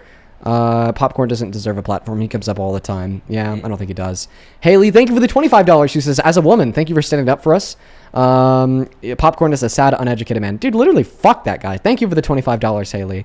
Then Alicia, thank you for the $15. Who says, listening to men like Popcorn that come up on these lives is horrifying and infuriating. Yeah, dude, it is so fucking horrifying. I understand. I completely understand. Thank you for the $15. Then Tass, thank you for the $5. Hannah, thank you for the 10. Holly, thank you for the 8. And with that, it looks like we are all caught up for now. Yankee, why Trump over Harris? Yeah, so my biggest gripe right now with Trump is the whole Iranian conflict. Not happy with it at all, but, I think he still is doing a lot better than what Kamala Harris would have done. Her campaign policy was defending Israel, which is what the administration is claiming to do now. So whether you can't really gauge whether or not she'd be better or worse. But I personally, I think the conflict would still be in existence if she was president. Her being a woman, just in general, I think she'd probably act more on impulse and stuff like that. So I think, biologically speaking, she'd probably Wait, you mean impulse like seeing a commercial that's being played in Canada about tariffs and getting so mad that you cancel like all trade agreements and negotiation with our neighbors to the north? You mean something like that? Men can act with impulse or act emotionally, but I just think, biologically speaking, women are more likely to. Trump's got an ego, so he acts on it. Okay, yeah. This one is going to be very quick. Yeah. So tell us, why do you think that men are better at leading than women? Well, I think they can handle pressure better. A lot of women crack under pressure while they're driving. Regular conversations, minimal arguments. Women crack. They get emotional. They get. So it reduces down to women being more emotional? What's this? So your claim ultimately reduces down to women being more emotional? For the Iranian conflict, yeah, because Kamala Harris. Why do you think that women are more emotional than men? I just told you. And can you justify that with data? Yeah. No. Well, no, I mean, before we get even to the question of like empirical evidence, we first just need to solidify the claim on its face value, because you didn't just tell me. No. Your argument is that men handle pressure better than women, and then ultimately you reduce the claim that men handle pressure better than women to women are more emotional than men. So then I asked you why you think that women are more emotional than men, and then it just went back to a circle insofar as a fact that you think men handle pressure better than women. So that'd be a circular argument. You'd have to give external reason insofar as why you believe that women are more emotional than men, or you'd have to give other justification that men handle pressure better than women outside of the claim that they're more emotional. You're leaving portions of my statement out. You talk over What portion? me. That's why debating in person like I did was much easier, because I actually was able to control the conversation, if you remember. But I still handed you your ass on a plate. I know. Where was it? Our conversation in person? Yeah. Outside of the Kirk event in Arizona. That's correct. Well, you actually do remember. No, you didn't hand me shit. So this is what you do on your live. You talk over, you leave portions of the statement. At least Santana here. I've never met Santana, but he actually goes further with the conversation with leading with questions to try to like develop the debate. Just shoot it down right out. You invoking me is not the W that you think it is. You're better off with Dean. Just trust me. You should probably check with the chat. Anyway, go ahead. Yeah, I mean, I just used to like do debates specifically on this claim like all day long. It is one of my favorite topics to debate in the world, and I love to shit on misogynists specifically on this point. I actually find it more personally rewarding than shitting on a Trump supporter because of economic policy or related concerns. So who's more emotional, biologically speaking, men or women? Men. How? Okay, for sure. I'll give you my argument that men are more likely compared to women to lead their decision-making processes with emotion. So first and foremost, we're going to start out with empirical data points in which seem to represent this claim to be true. Men are more likely to drunk drive. Men are more likely to recklessly drive. Men are more likely to commit a vast majority of all violent crimes, including those in which do not place any necessity on the use of physical strength, such as cyberbullying, arson, or gun-related crimes. Men are more likely to self-unalive. When men have more money, men live better lives on average compared to women, so why would that be the case? Men are more likely to abuse hard DRUGS as an unhealthy coping mechanism to deal with unprocessed emotions. Meanwhile, in the inverse of that, I think that women are more likely to engage in more rational thought processes due to the fact that they just literally have a higher EQ on average, when an EQ is supposed to measure one's emotional maturity, which would be one's ability to deal with their emotions rationally. Women, biologically speaking, are designed to deal with and handle stress and pain better than men. Evolution gave this advantage to them due to the fact that they can give birth to children. Not saying that they have to, but just simply saying that because they have that ability, okay, they could deal with stress and pain better on average. That's because of more dendrites in the context of their neuroanatomy. And we see that fact play itself out in society too, such as the fact that if you're operated on by a woman surgeon compared to a man surgeon, you're significantly less likely to die or to experience negative postoperative outcomes because women are able to better handle the stress of surgery. What do men do when they get stressed out or angry? They go commit 92% of all violent crimes in the country. Okay, so because of all of these reasons and many more, I believe that men are more likely to guide their decision-making processes with emotion compared to women. I'm not saying that you can't have reasonable men. I think I'm a reasonable man. I'm not saying that you can't have logical men. I think I'm a logical man. I'm not saying that you can't have good men, but what I am saying is that on average, seemingly women do have the upper hand here. Now, when I asked you, all right, for the argument insofar as why you think that women are more emotional than men, you didn't really tell me. You said the word pressure. You crashed out on me for interrupting you, then you interrupted me. But hopefully, after you shifted the burden to me to prove the opposite to be true, I did so with sufficient reason and intellectual rigor. Okay, so when you list all these points off, you're talking about men doing this, men doing that. You said you have data to back up your statement. So I want to know exactly where you achieved this data, where you got it from yourself. You just listed off talking points. I didn't hear any sources from you. He left. Ain't no fucking way. No fucking way. I wanted to tell him about the Forbes study. Hey, so did you see the Forbes study where they reviewed like the fact that women make up 10% of the Fortune 500 CEOs? Yeah. But when there's at least 30% of leadership abilities, that were like better off just kind of leaving it out of that question, which is exactly why I go so hard against all the men who will say men are better at leading than women. But of course, gun to my head, Santana, right? I have to, give a gender that's better at leading or else I'm dead. I would agree with you and say women. I like to push it to the limit. I'm Yeah. I enjoy going extreme, so yeah. I don't want to come off as like the like put down all men, because I feel like then that would just be something used as propaganda by the right to then say, oh, men, you shouldn't listen to Dean Withers. And, I want men to listen to me, so then hopefully I could change their minds. For all the men out there, you are so capable of being a good leader. You just need to learn how to regulate your emotions, how to not put your bias and your preferences in front of what is best for whomever or whatever you are leading, and not, chut out and get wholly emotional when a woman does the job better. I think it's just the devaluation of women, which irks me so much, and not saying, to your point, I mean, just generalizing and saying this group is better than this group. Yes, there's empirical data that shows that women have the advantage in certain measurements. We understand individual cases, but the thing that just rubs me the wrong way is how men automatically devalue women, and they try to do it based off of physical traits and no actual information, and that just chaps my ass. Yeah. No, I get that. I completely understand. Killer Calloway, do you support Trump? Absolutely not. Absolutely based, but today we are just looking to talk to some Trump supporters, so I'm going to go ahead and drop you. You take care. But let's go to get that next guest loaded up into the box right now. Only up inside of the queue if you happen to be MAGA. We got Noah loading in.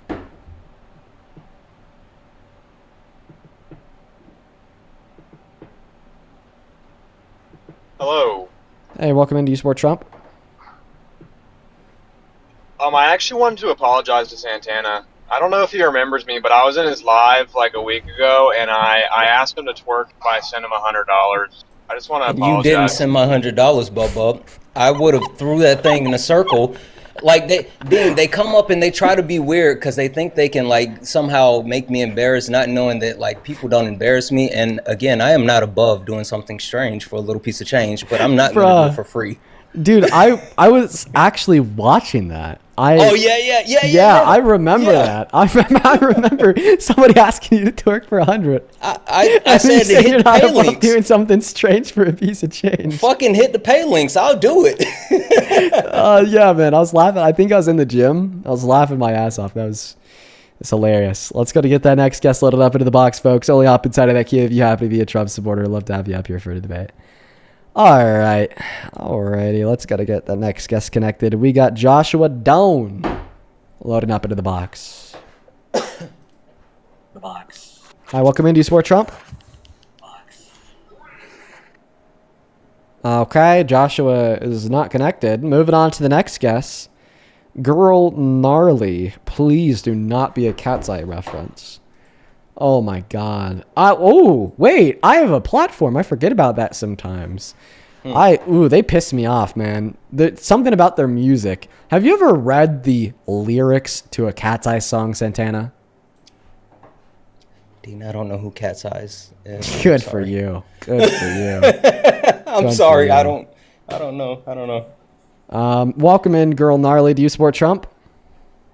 Now, you said that there was no metric that you could base a woman being president or a leader, and it was something I would like you to address. Do you mean like the guest? I mean, like, I had not heard me? you say, no, I had heard you say that, like, there's no metric for, I think what you heard him say was there's no empirical metric that absolutely says women, period, are better than men, period, as a leader. That's what he was saying, not that there's no measurements. I just generally think that gender shouldn't be like an evaluative tool that we use to measure one's leadership ability. For sure, but like that was a little problematic for me. So explain why. Because we haven't had a big metric for women as leaders. Okay, yeah, because of misogyny, the patriarchy, so on and so forth. How does that invalidate the claim that ultimately gender is something irrelevant to the determination of one's leadership ability? Right? Like, if anything, the sentiment that gender is irrelevant to the determination of one's leadership ability would be a feminist, anti-patriarchy stance, since the mainstream popular belief held by many individuals, especially on the right, is that gender is relevant to determining one's leadership ability, and that's why men are better at leading than women. So why is that stance problematic? What I'm saying is I feel like it kind of perpetuates the fact that, like, a lot of men feel like there isn't, we have no metric, you know, they're like, oh, no, women have never been a leader, so they can't do it.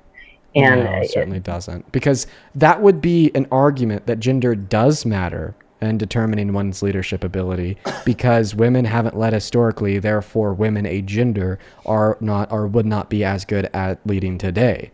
Like, no, the statement that gender is irrelevant to determining one's leadership ability does not perpetuate the notion that gender is relevant to determining one's leadership ability, as that is quite literally the antecedent of the claim. Yeah, that's what I'm saying as well. What I'm saying is, like, I think a lot of people are going to hear this and they're going to think that, like, because women have never been a leader, like, they're going to be like, oh, you know what? Women suck. Well, they wouldn't take that that belief away from anything I've said. Also, I would love to call out the fact that he did give additional context. I don't know if you may or may not have heard everything that he said. And like, honestly, I'm sorry. I feel like this point is you're being kind of pedantic with the premise that no one is saying that there is no evidence to show women being better leaders than men.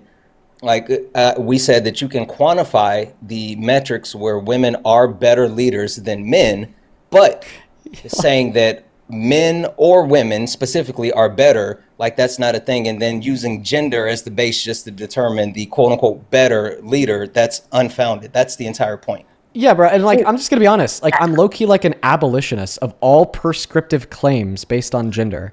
I don't think that your gender determines who you are or what you could do in literally any sense. I think that we should just completely abolish all prescriptive claims insofar as if you're a woman or man, therefore here are your abilities. Or I don't like putting people into boxes based upon their gender identity or what's in between their legs. I'm not a fan of that. I'm not a fan of that at all. And that's exactly why, when prompted, I brought up the fact, well, hey, we just spent all this time arguing about why women can lead just as good as men, or more so arguing against the claim that men are better at leading than women, completely refuted that. And then it brought up that, well, maybe because of everything that I said, therefore women are better at leading than men. Okay, well, that's a prescriptive claim based on somebody's gender that I don't think is fair to make. I don't think that gender is relevant towards one's abilities and any sense of what that means. Can we evaluate things that are true, typically based on gender, sure. Okay, like the fact that women have higher EQs, IQs, that women are more likely to engage in decision-making processes because of a lower level of emotion involved in those processes, yes. But am I saying that that's because they're women? No, because then I'd be saying that the reason why men are more emotional, more violent is because they're men. And that's all of a sudden an excuse for violent criminals that are men to say, well, the only reason why I raped this woman is because I've higher levels of testosterone and a penis. But at the end of the day, it has more to do with how we're socialized in this country, and the downstream consequences of the patriarchy, teaching men that they could kind of do whatever they want because of their gender, teaching men that it's okay to be more violent and more irrational because of their gender, and teaching women that it's not okay to be as violent or irrational because of their gender. And I think if we were to restructure society in a sense that did not socialize anybody into holding to any prescriptive notions in relation to their gender, then we actually wouldn't see that women are better at leading on average than men, which is why I make that claim due to the fact that I want to abolish all prescriptive gender norms. I think that is very fair. I just want to say though that like there's part of me where it's like I want to know about like women leadership more so, like because we don't have it, and so that's what I'm saying. And like I was getting a little bit like butthurt in the fact that it was like, well, hey, wait a minute, there was this thing where it's like women, we don't know that they wouldn't be good, but we also don't know that they would be bad, blah blah blah. That's not what that claim means. Me saying okay, that women aren't better at leading than men is not me saying that we don't know women would be good at leading. Like, hello? Like, those are two very different things. Because one claim is indexed to all women, then the second claim would be indexed to some women in which want to lead. I feel like at this point you're just kind of talking in circles and like grossly misrepresenting what I said in an attempt to continue to hold on to your position. I'm sorry. I didn't mean to like do it that way. It was just like the way that I heard it, where like I do feel like I understand what you're saying, but at the same time, like I feel like other people might be hearing it differently, where it's like, it doesn't matter about gender and stuff like that, but like there is like this weird thing about where we don't have women leaders. Okay, we do. We just don't have as much as men. And the argument that we don't have women leaders completely undermines the value in the fact, the value that the women leaders we do have hold. No, right? I would still reference that Forbes study that I spoke about that talked about the fact that women CEO yield better results than men CEOs. There's empirical data, and we do bring up that empirical data. But overall, to Dean's point, having certain norms within our society that are subscribed to gender is just harmful, period. And that puts limitations on people and keep us from being able to actually advance in multiple ways. And that's the highlighted point. Preach. On God. Fire. 10 out of 10. And I kind of felt like what was being said before, like, made it seem like we can dismiss gender roles, which is fine, but at the same time, we don't have big impact by like AFAB people, so I feel like there's still this like downfall of like people like me or represent as me, where I want to be in a leadership role, and I might not be able to because I live in a misogynistic society. Mm-hmm. Okay. Well, you should be advocating for the abolishment of gender and abolishment of the patriarchy, which, like, we understand that women are.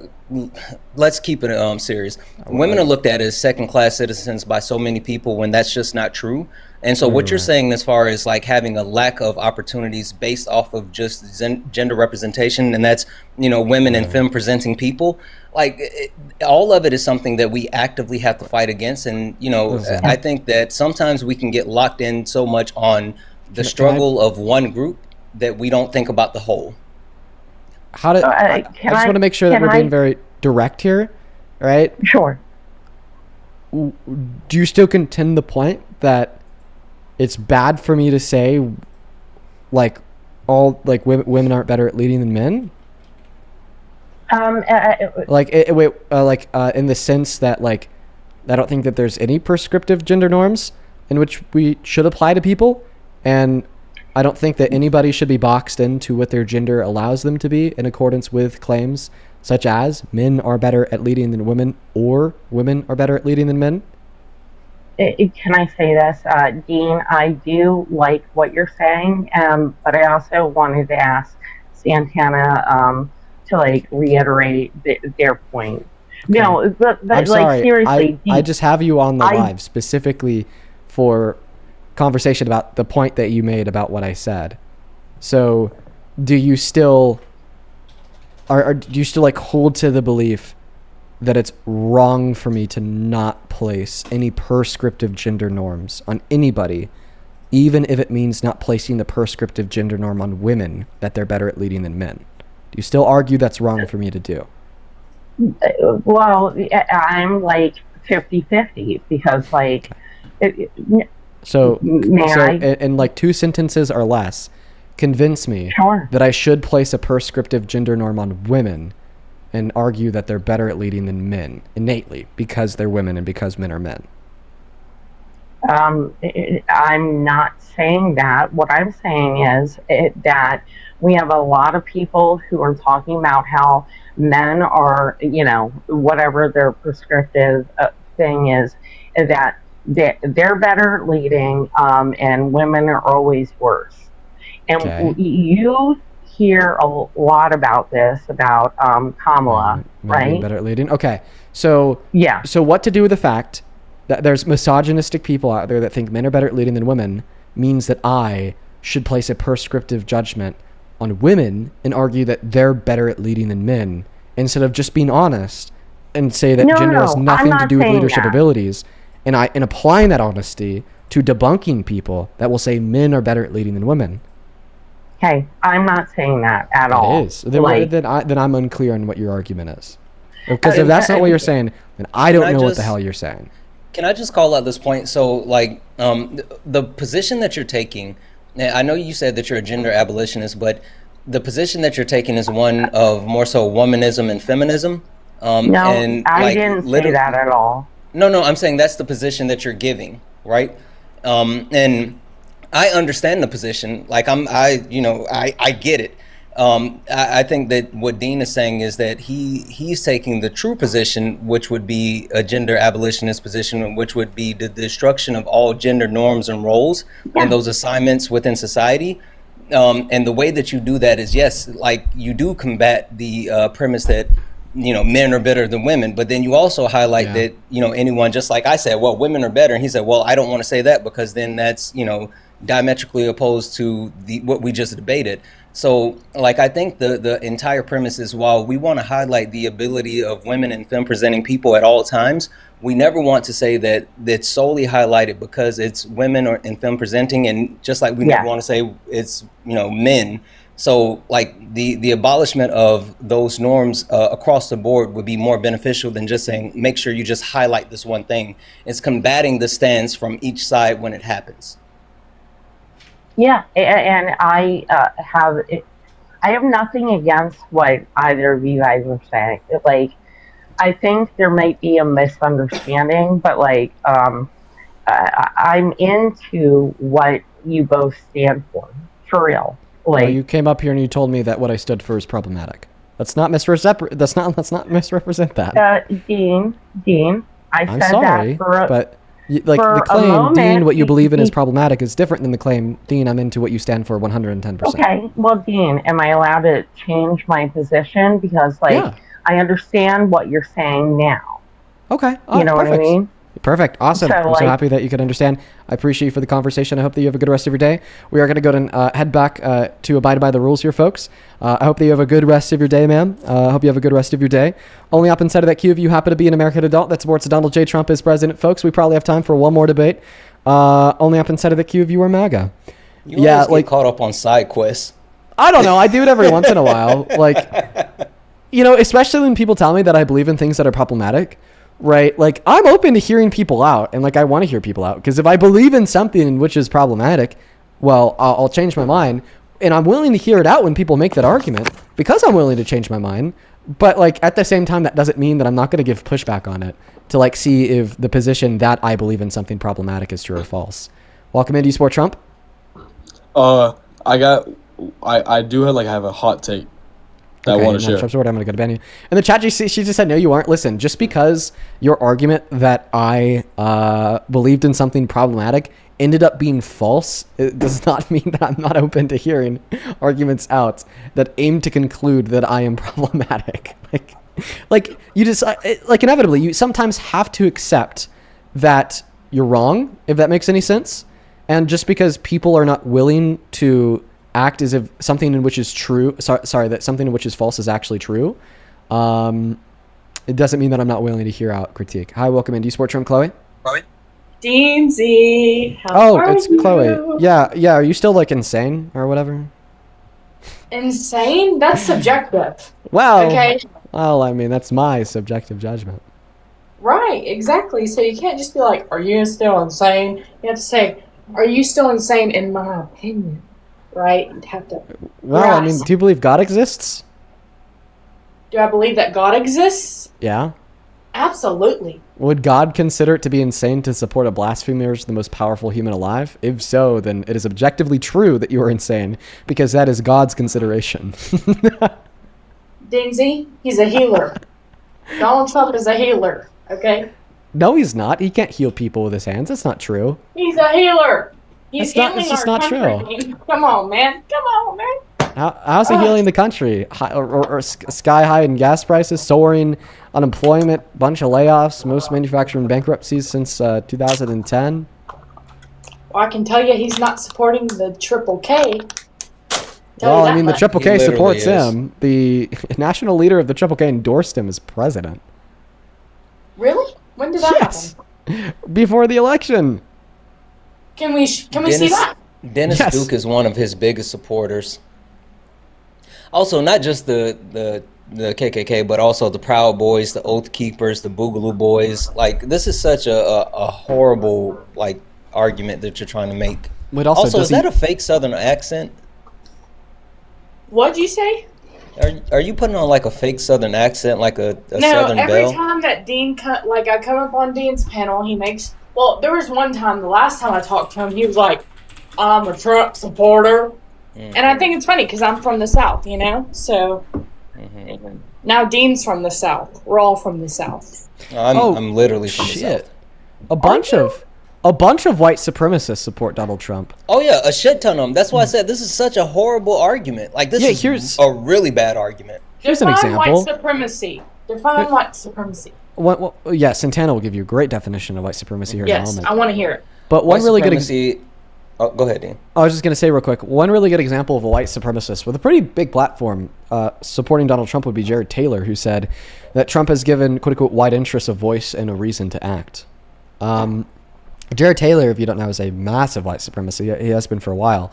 In fact, he spoke at the local university in Grand Junction, Colorado. I went to his speech. It was terrible. I can't even believe they allowed that on campus. Go ahead, Santana. Yeah, no, I was just going to say white supremacy is the not only the belief that you are a part of a superior race, but it's also upholding the concept of whiteness and to ensure the disenfranchisement of non-white people in order to control power and resources within the society. Okay, so couldn't we just say that about every other race? No. Why not? What race is the majority race in the country? Well, being majority and having superiority. It's just the first point. What race is the majority race in the country? That would be white people. Of the 250-year history of our country, 90% of all members of Congress, House, Senate, Republican, have been what? White. White men, specifically. When the Constitution was first written, it was written specifically for who? Oh, I don't know. I think white men American that own citizens? land. White men that own land. Everyone else after that received their actual rights. The construct of race, who was it created by and for what purpose? Sorry, I'm putting on deodorant. Hold on. Sure, I'll just give you the answer. It was created by a Portuguese man by the name of Gomez Inez de Zurara. He was a chronicler for Prince Henry the Navigator. He created the construct of race to justify chattel slavery, which the Catholic Church published 2 papal bulls in order to actually justify it. And upholding the construct of race, i.e. through racism, ensures that the disenfranchise of non-white people continues. So like when you talk about white supremacy, the actual premise of whiteness throughout the social construct of race, it can only be perpetuated with people that have access to those phenotypical characteristics. So no, you can't just have like black supremacy or Asian supremacy or indigenous supremacy. It doesn't work that way. Okay, so you would concede, right, I based would not. upon what you just told me, you would concede that we are the supreme race then, yes? No. Because I'm nothing tell- that you just gave me proved that we were supreme in any type, way, shape, or form. I'm That- telling that you, gives me the entire construct is geared towards in upholding whiteness and white supremacy in order to justify that power. The way that the power has been used is through a monopoly of violence. Like the monopolization of violence is the only reason or the only way that you can continue to uphold white supremacy, and i.e. anyone who stands between white supremacy upholding whiteness, even if you are white, you lose access to white privilege and you become dispensable. That's what happened to Renee Good and Alex Preddy. They stood in between white supremacy and they lost white privilege. That's literally what happens. Okay. So what This I'm is you're grasping here- way out of your like you No, you no, should no, have no. on You're not floaties and even go back letting to me the kid respond. pool. I don't think you're ready for this conversation. You're Like not maybe even we letting should me just stick to respond. politics. Sure, but okay, cool. You're not even letting me respond. Go Okay, ahead. so you just claimed that white people have white privilege, correct? Yes. Okay.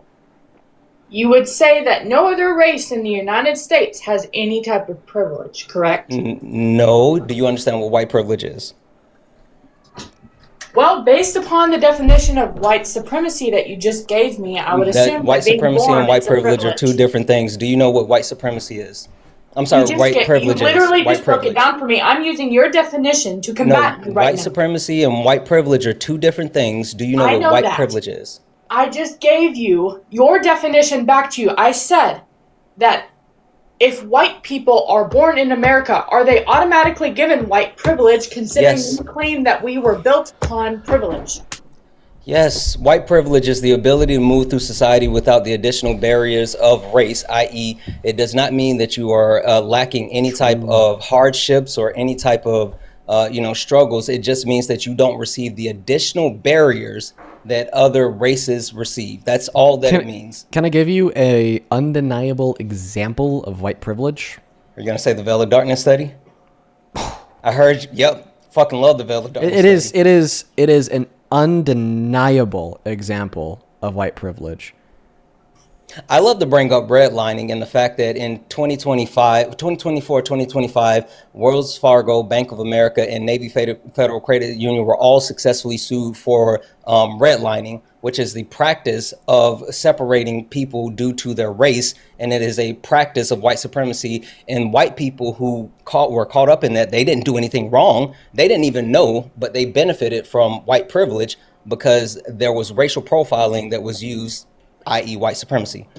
Yeah, but Chloe, can I give you an example of undeniable white privilege? Can I? Of course. Veil darkness study. During the daytime, when police officers could see the race of a person driving a car, black people are like 4 or 5 times more likely to get pulled over than any other race. But during the nighttime, when police officers can't see the race of the person driving a car because it's dark out, dark inside the vehicle, black people are just as likely as any other race to get pulled over.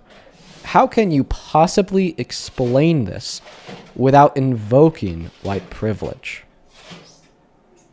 Well, let me just make something clear. I have no evidence that that's even factual. So I would like for you to show me that. It's very much factual. Not only was the study completed by Stanford, it was actually upheld by the NIH, and this was based off an original study that had a smaller sample set, and so they replicated the study with 9 million traffic violations across the Damn. entire United States of America. Damn. Yeah. So how do you explain this without invoking, I don't know, some seemingly systemic prejudice against black people, in which then directly impacts them via some actuator of force, not on the interpersonal level, but rather on the state level? How do you explain this without white privilege? How do you do it? I still want to see this study. I'm not going to talk about it anymore until I Go see it. pull it up. It's the study was completed by Stanford. It was also upheld by the NIH. Chloe, can I be honest with you just for a half a second? You can, of course. I don't think that you're tall enough to ride this ride. I think we should just stick to politics, because I think you're way out of your depth with this one, if I'm going to be really for that, honest. Santana. That really affects my life. I'm so sad. So now that Santana has given the means to your disposal to find the study, I'll ask you the following question. Given that everything we've said about the study is accurate, how do you describe it without white privilege? Or would you admit that given the study's accurate, it seems to prove white privilege? Well, I'll have to take a gandy at it. Just give me un momento, por favor. I don't think that Wait, so you gotta process the whole study in moments. I don't think that you're understanding my question. My question is, given What's your question? everything we've said about it is true, would the conclusion be that therefore white privilege exists? What would you explain a privilege to be? Santana already described to you what white privilege is. You didn't Not white soak it privilege, in. privilege in itself. We have to break this down. Well, I'll just use simpler terms. Given that everything we've said about the study is true, would you be able to agree that therefore black people face barriers, okay, that non-black people don't, such as this barrier of being pulled over because of their race at disproportionately high levels in comparison to any other race? Okay, in that circumstance, would you agree? Like, if the study is true, if everything we said about it was true, then would you agree? No, because I'd have to look at the statistics behind those drivers. Perfect. So then, if everything that we said about the study was true, then what would your explanation of the study be?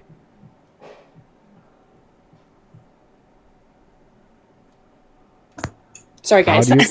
How do you explain that? How do you explain that black people are significantly more likely to get pulled over because they're black? How do you explain that?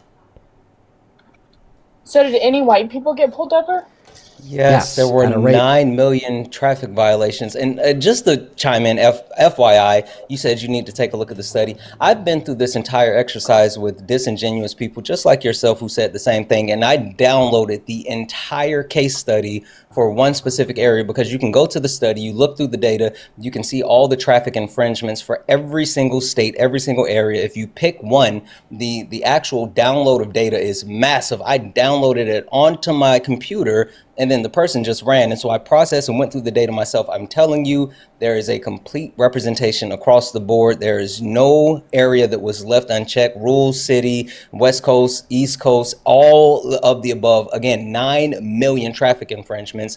And then they also started to look at the exonerations. They started to take a look at the what the traffic infringements were. And then they looked at the disproportion of the actual traffic infringements towards non-white people, specifically black people. Yeah, it's a complete representation. Also, you're wrong about something, by the way. Mm-hmm. It's not 9 million. It's 95. Wait, was it 95? I could have sworn it was only 9 million. 95. It analyzed 95 million traffic stops from 21 state patrol agencies and 35 municipal police forces from 2011 to 2018. So what we found after analyzing 95 million traffic stops, Chloe, is that black people are 5 times more likely to get pulled over than white people during the day. Yet they're not more likely at all Why have I said to get 9 pulled million? over than white people at night when the cops can't see the race of the person driving the car. How do you explain I've that? been quoting the wrong number. Well, now That is you know. insane. How do Maybe you I'm thinking about the original study, because Yeah. the original study was a smaller sample set, and then they redid it to have a better representation. Holy Yeah. fuck. I in my mind, it is genuinely like the best study to like get somebody to understand that they've been wrong all of their life about racism. You know, like coming from somebody that like grew up in a very white family with very indoctrinated Republican beliefs, I remember when I just didn't think that racism was a big issue, and if racism were to ever be experienced, it would be experienced equally by all races because of comments made by people in society. And this is like by far, at least in my mind, I think if I was shown this study at like 14, I would have just had this epiphany that I've just been wrong all along. And there's just like no way to make sense of black people being 5 times more likely to get pulled over during the day, yet not at night when they can't be seen, outside of agreeing with the fact that black people are disproportionately targeted by systems of power and corruption, meaning that our institutions are racist, right? And, Well, and the reason why I'm asking Chloe, like, how does she make sense of this, is because there's just no other way. There's no other way to make sense of it. So I'm waiting for Chloe to tell us, how do we make sense of this without concluding that our institutions are racist? I would just love to highlight the fact that one other thing, because a lot of people hear white privilege and they think that people are saying like, oh, the white people are bad, or oh, white people, are automatically wealthy or successful. That's not what white privilege is, and I think that calling that out is super important for people to understand what's being said. And like this study represents it really well. But if you also take a look at, like, there's a study completed on the amount of time given to black people or non-white people for the exact same crimes with the same history, and black men are 30% more, or get 30% more time than white men for the exact same crime with the exact same criminal history. Like, if you take a look at these things, and so the situation that I'm saying is like the white people that got less time, they didn't do anything special. They were still criminals, and they had to serve time as well, but they just got less time because they were white instead of being black. There was nothing that they did, and they didn't even know of it. Like, one of the actual factors of white privilege is not knowing that you have white privilege. That's literally a thing. Okay, so I'm reading here. It says that that is one of the several examples, that they analyzed 95 million traffic stop records filed by police officers with 21 state patrol agencies and 35 municipal police forces from. Repeat everything I've already said. No, I'm just reading it back to you from 2011 to 2018. Dean has already said that. Like, Yeah, like on I'm God, reading can you that. just read it to yourself? I'm sorry, do I not have the freedom to speak here, Dean? You can if Being you a want. fascist? It's just like kind Hello? of annoying. Fascism is not okay, Dean. You should know this. Okay, so I'm curious to know if what you said, right, is accurate and in correlation with this report. I'm curious to know how you would feel if you found out that half of these people that pulled BLK people over were BLK themselves. Black Would you people change your pulling black mind? people. No. You wouldn't change- Anti-blackness exists. Like, you do Within understand the- that's literally a thing. People That's where we are get deep. anti-black due to the actual society that we live in. Really? Yes, that's actually, that's why, like, I'm telling Chloe, this is not, you're way out of your depths, but no, it doesn't Are we change the sure? study, it doesn't change the factors.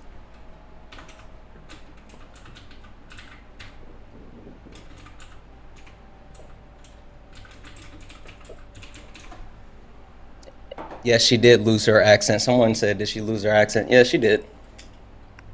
Megan, thank you for the 15. It is time to get my wife some new flowers. I will You're, like, definitely totally be doing that. right. That's sorry? crazy. Where did you find that half the cops were black? I didn't find that half the cops were. I It was just a asked you a hypothetical. question. She I tried- said, what if half of the cops Okay.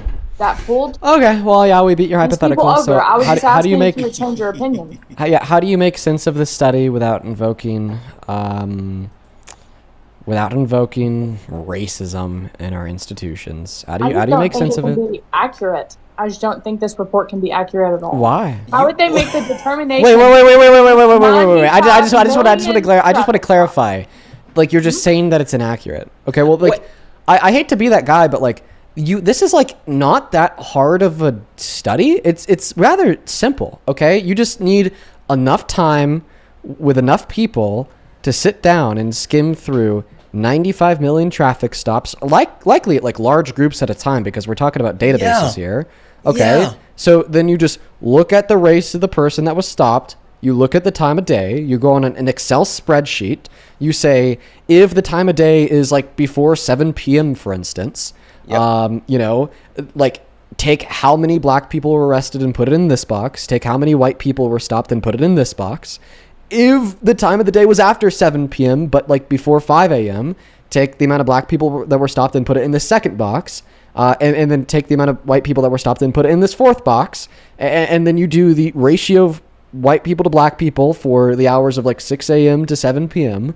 And then you do the second ratio of black people to white people after 7 p.m. and before 5 a.m. Like, the methodology of this study is like so easy that at scale, like, you could do it right now on sheets.google.com. Like, if I was to like make like a small database of like maybe 100 entries and send it your way, you could open it on sheets.google.com right now and do the study yourself. So you're saying that the study's wrong. Where did they go wrong? Because it seems like a really easy methodology.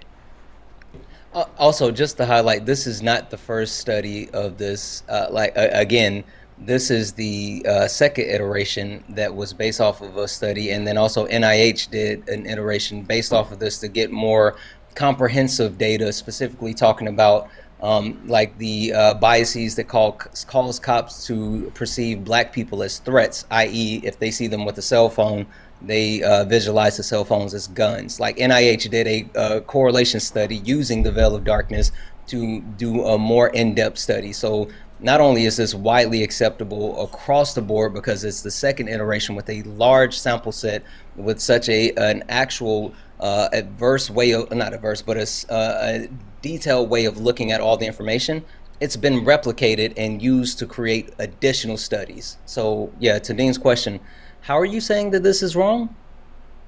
Well, because of the reporting of these stops, right? If you take all of the sources, it would be really hard to make an accurate report based upon the different the varied sources that these reports come from. I just told you they all come from the same report, source. They literally it's not do the same source. No, they all You come just from talked it's about the Open 21 Policing state Project. patrol agencies and 35 police forces.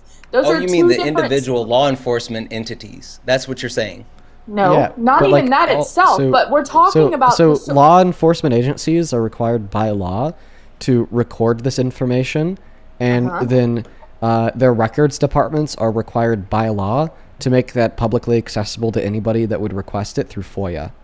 So it's actually not that hard to do reliable data collection whatsoever, because they just go straight to the records department of the law enforcement agencies. Yes, What's like difficult about that? Those are varied.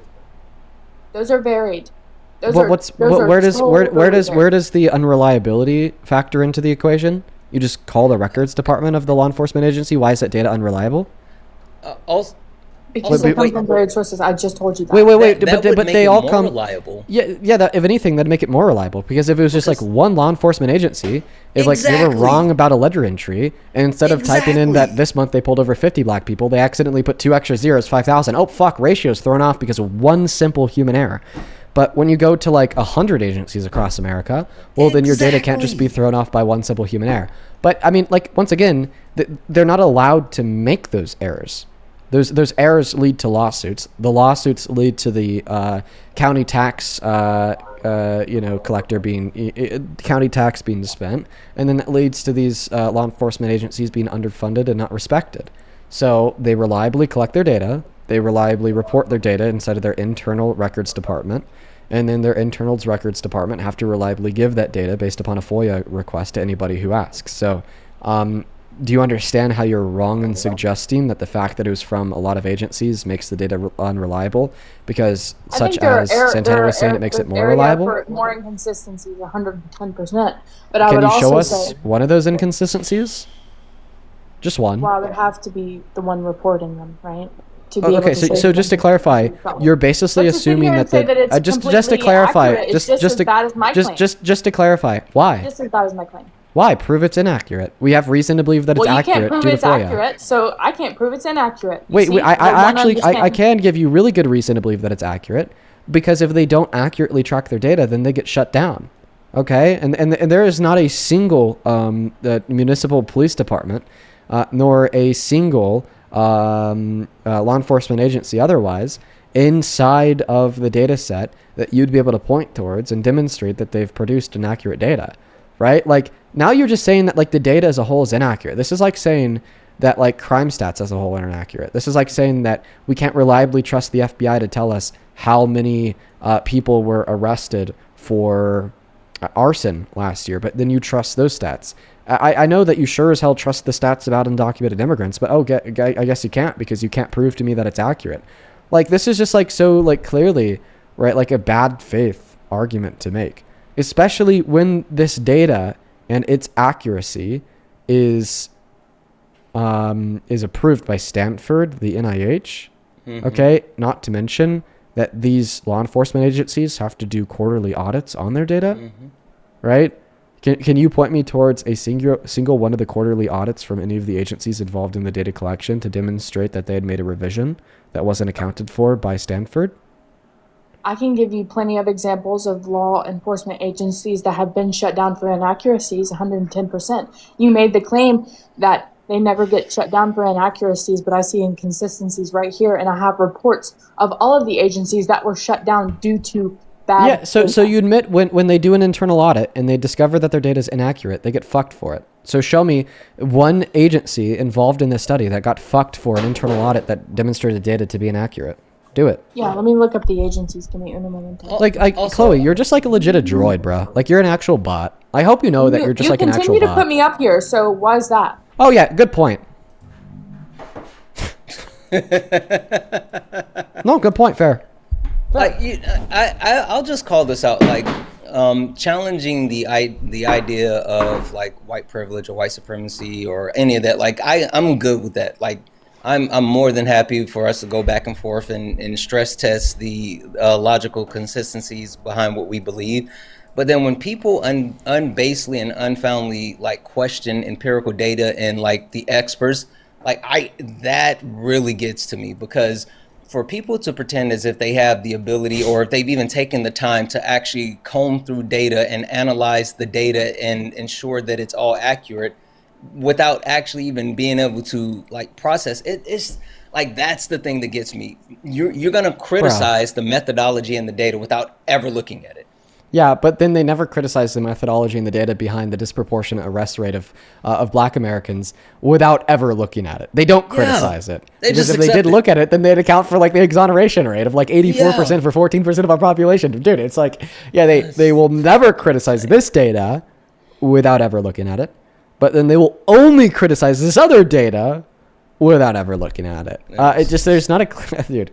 Can't be a more clear example of like bias maxing outside of Clueless Chloe.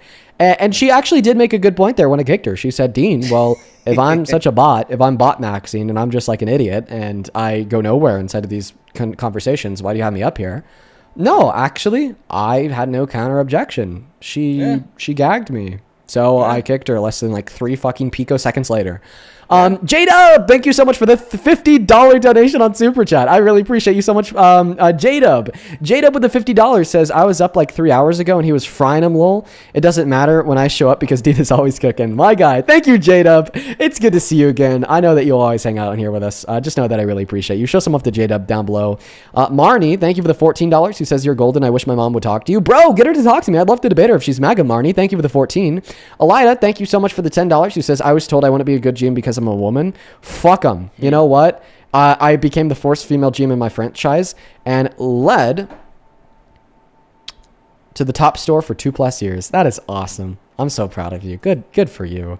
And Ondine, thank you so much for the $5 over on PayPal as well. Also, Madeline and Caleb, I appreciate you for the $5 and the $1. And then SJ, thank you for the $20, who says, yesterday's live was awesome towards the end, especially. I hated that I missed today. Oh, yeah. Well, I mean, yesterday's live was really fun. We whipped out that piano. I appreciate you for the $20, SJ. And then Elizabeth, thank you for the $11. And Robert, thank you for the $42 donation, who says Grifty for Dean and Popcorn got burnt. Totally a bot. Robert sent that one in when we absolutely cooked Popcorn. That was a good one. We fucking destroyed him. Thank you for the $42, man. I really appreciate you. Look at that. We're all caught up over there on PayPal. Let's get caught up on Venmo. Sarah, thank you for the $25.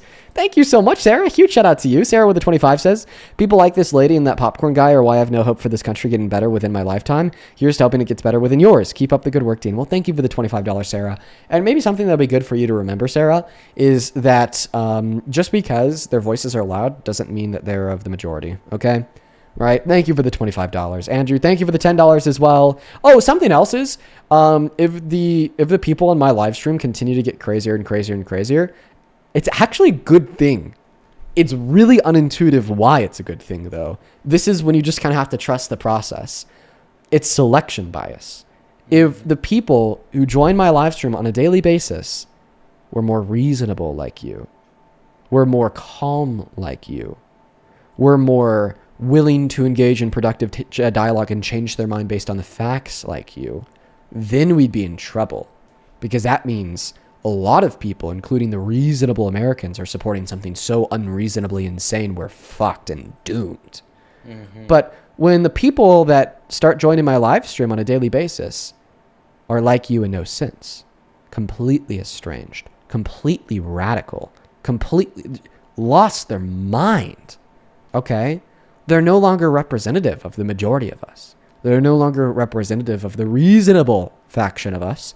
They're representative of such a small sliver of society as a whole. So that's a fun point. You know, it's very counterintuitive, okay? But it is true. Joseph, thank you for the $25. Who says, hope you have a great night, Dean. Spend this on your girlfriend and Momo. Thank you for the $25, Joseph. Will do. You fucking got it. You fucking got it, dude. Sarah, thank you for the $5. And then Kirsten, thank you for the $50 donation for quote-unquote being good at your job. Thank you, Kirsten. That is Kirsten. I want to see 500 Kirsten W's down below. Thank you so much for that love and support. Same thing to you, Haley. Thank you for the $10. Who says society's lack of ability to hold and understand nuance is genuinely frightening. So fucking real. Jeanette, thank you for the $20. Who says, I just want to say thank you for defending those of us who've been essayed. Jeanette, I stand for common sense. Okay, and that is the common sense approach to a real world issue that I wish more people would hold. Thank you for the $20, and please don't thank me for the bare minimum. Kira, thank you for the $10 as well. First time gifter. I'm currently 9 months pregnant with my daughter, and they're due soon. It's scary thinking of the world that my little girl will grow up in, but I'm so happy that we have men like you to support women. Thank you. Well, thank you so much for the love and support, Kira. Same thing to Elise. Thank you for the $10 for quote-unquote shitting on misogynist based. Phoebe, thank you so much for the $15 on Venmo. I'm not even going to read that one out loud. Lori, thank you for the $5. And then Mary, thank you for the $20 for supporting SA Survivors. Thank you. And then Isabella, thank you for the $5. And Joseph, thank you so much for the $25 for shitting on the MAGA idiots. Then this is one last one in here over on Super Chat from Wendy. Thank you for the $50 Super Chat. Wendy didn't even attach a message to that love. Just sent it right on through. Thank you so very much for the love and support, Wendy. You are always here. Just know that I really appreciate you. Show some love to all the donors down below. Show some love. I had a couple quick ones, if you don't mind. Yeah, go ahead. Thank you to Nicole. Thank you for the 1. No, you're awesome. Melanie, thank you so much for the 5. Would fabricate. Yeah, that was absolutely a wild take. I have no idea why she would say that. Jesse, thank you for the 2. That made no sense. Yeah, why would they try to actually deny it? Daisy, thank you so much for the 8 and love to Australia. Hannah, yeah, she lost her accent really quick. Thank you for the 10. Darius, thank you so much for the 2. Yes, they did get that from the 5 great nations. You're absolutely right. And Roxy, wow. Okay. Roxy, thank you for the 1. Thank you for letting me know that, and I'll follow up on that. Also, Kirby, thank you so much for the 10. They are absolutely insane. One last thing before you go, Dean. I see that while you were live, you got a package. You got to let me know. That's what I wanted to talk to you about once I get off the stream. What's your schedule for the night? I was thinking about going live, but it'll probably be, about 30 minutes or so. The draft is on, so I want to see who the Panthers pick first. So cool, man. I'll shoot you a text maybe when you're on live, but maybe when you're off, I could give you a ring. Yeah, all good. Cool. I hope that you have a good rest of your night, and I appreciate you so much for coming up and co-hosting. Yep. See you, bro. Appreciate you. Take care. Show some love to Santana down below in that chat. All right, folks. I am going to hop off for the night. I appreciate everyone so much for pulling through today. We had some pretty crazy debates, but honestly, folks, I am beyond tired. Holding it together just for you guys to get us through the end. You should follow me on TikTok. You should subscribe to me on YouTube. It is completely free. And in turn, you'll get to see this content whenever you want. You got to watch every day, but I do it every day. So you could if you wanted to. 7 days a week, 4 hours a day. Hit that follow button. I appreciate you guys so much for the continued love and support. For everybody who supported on Venmo and PayPal today, Super Chat and TikTok gifts, just know that I really appreciate you guys. In fact, huge shout out to Madeline, Eric, Jay, M, Blue Girl, Misty, Riley, Bear, Eli. A couple of the TikTok donors. But I'm out. See you tomorrow. Peace, love. Good night and goodbye.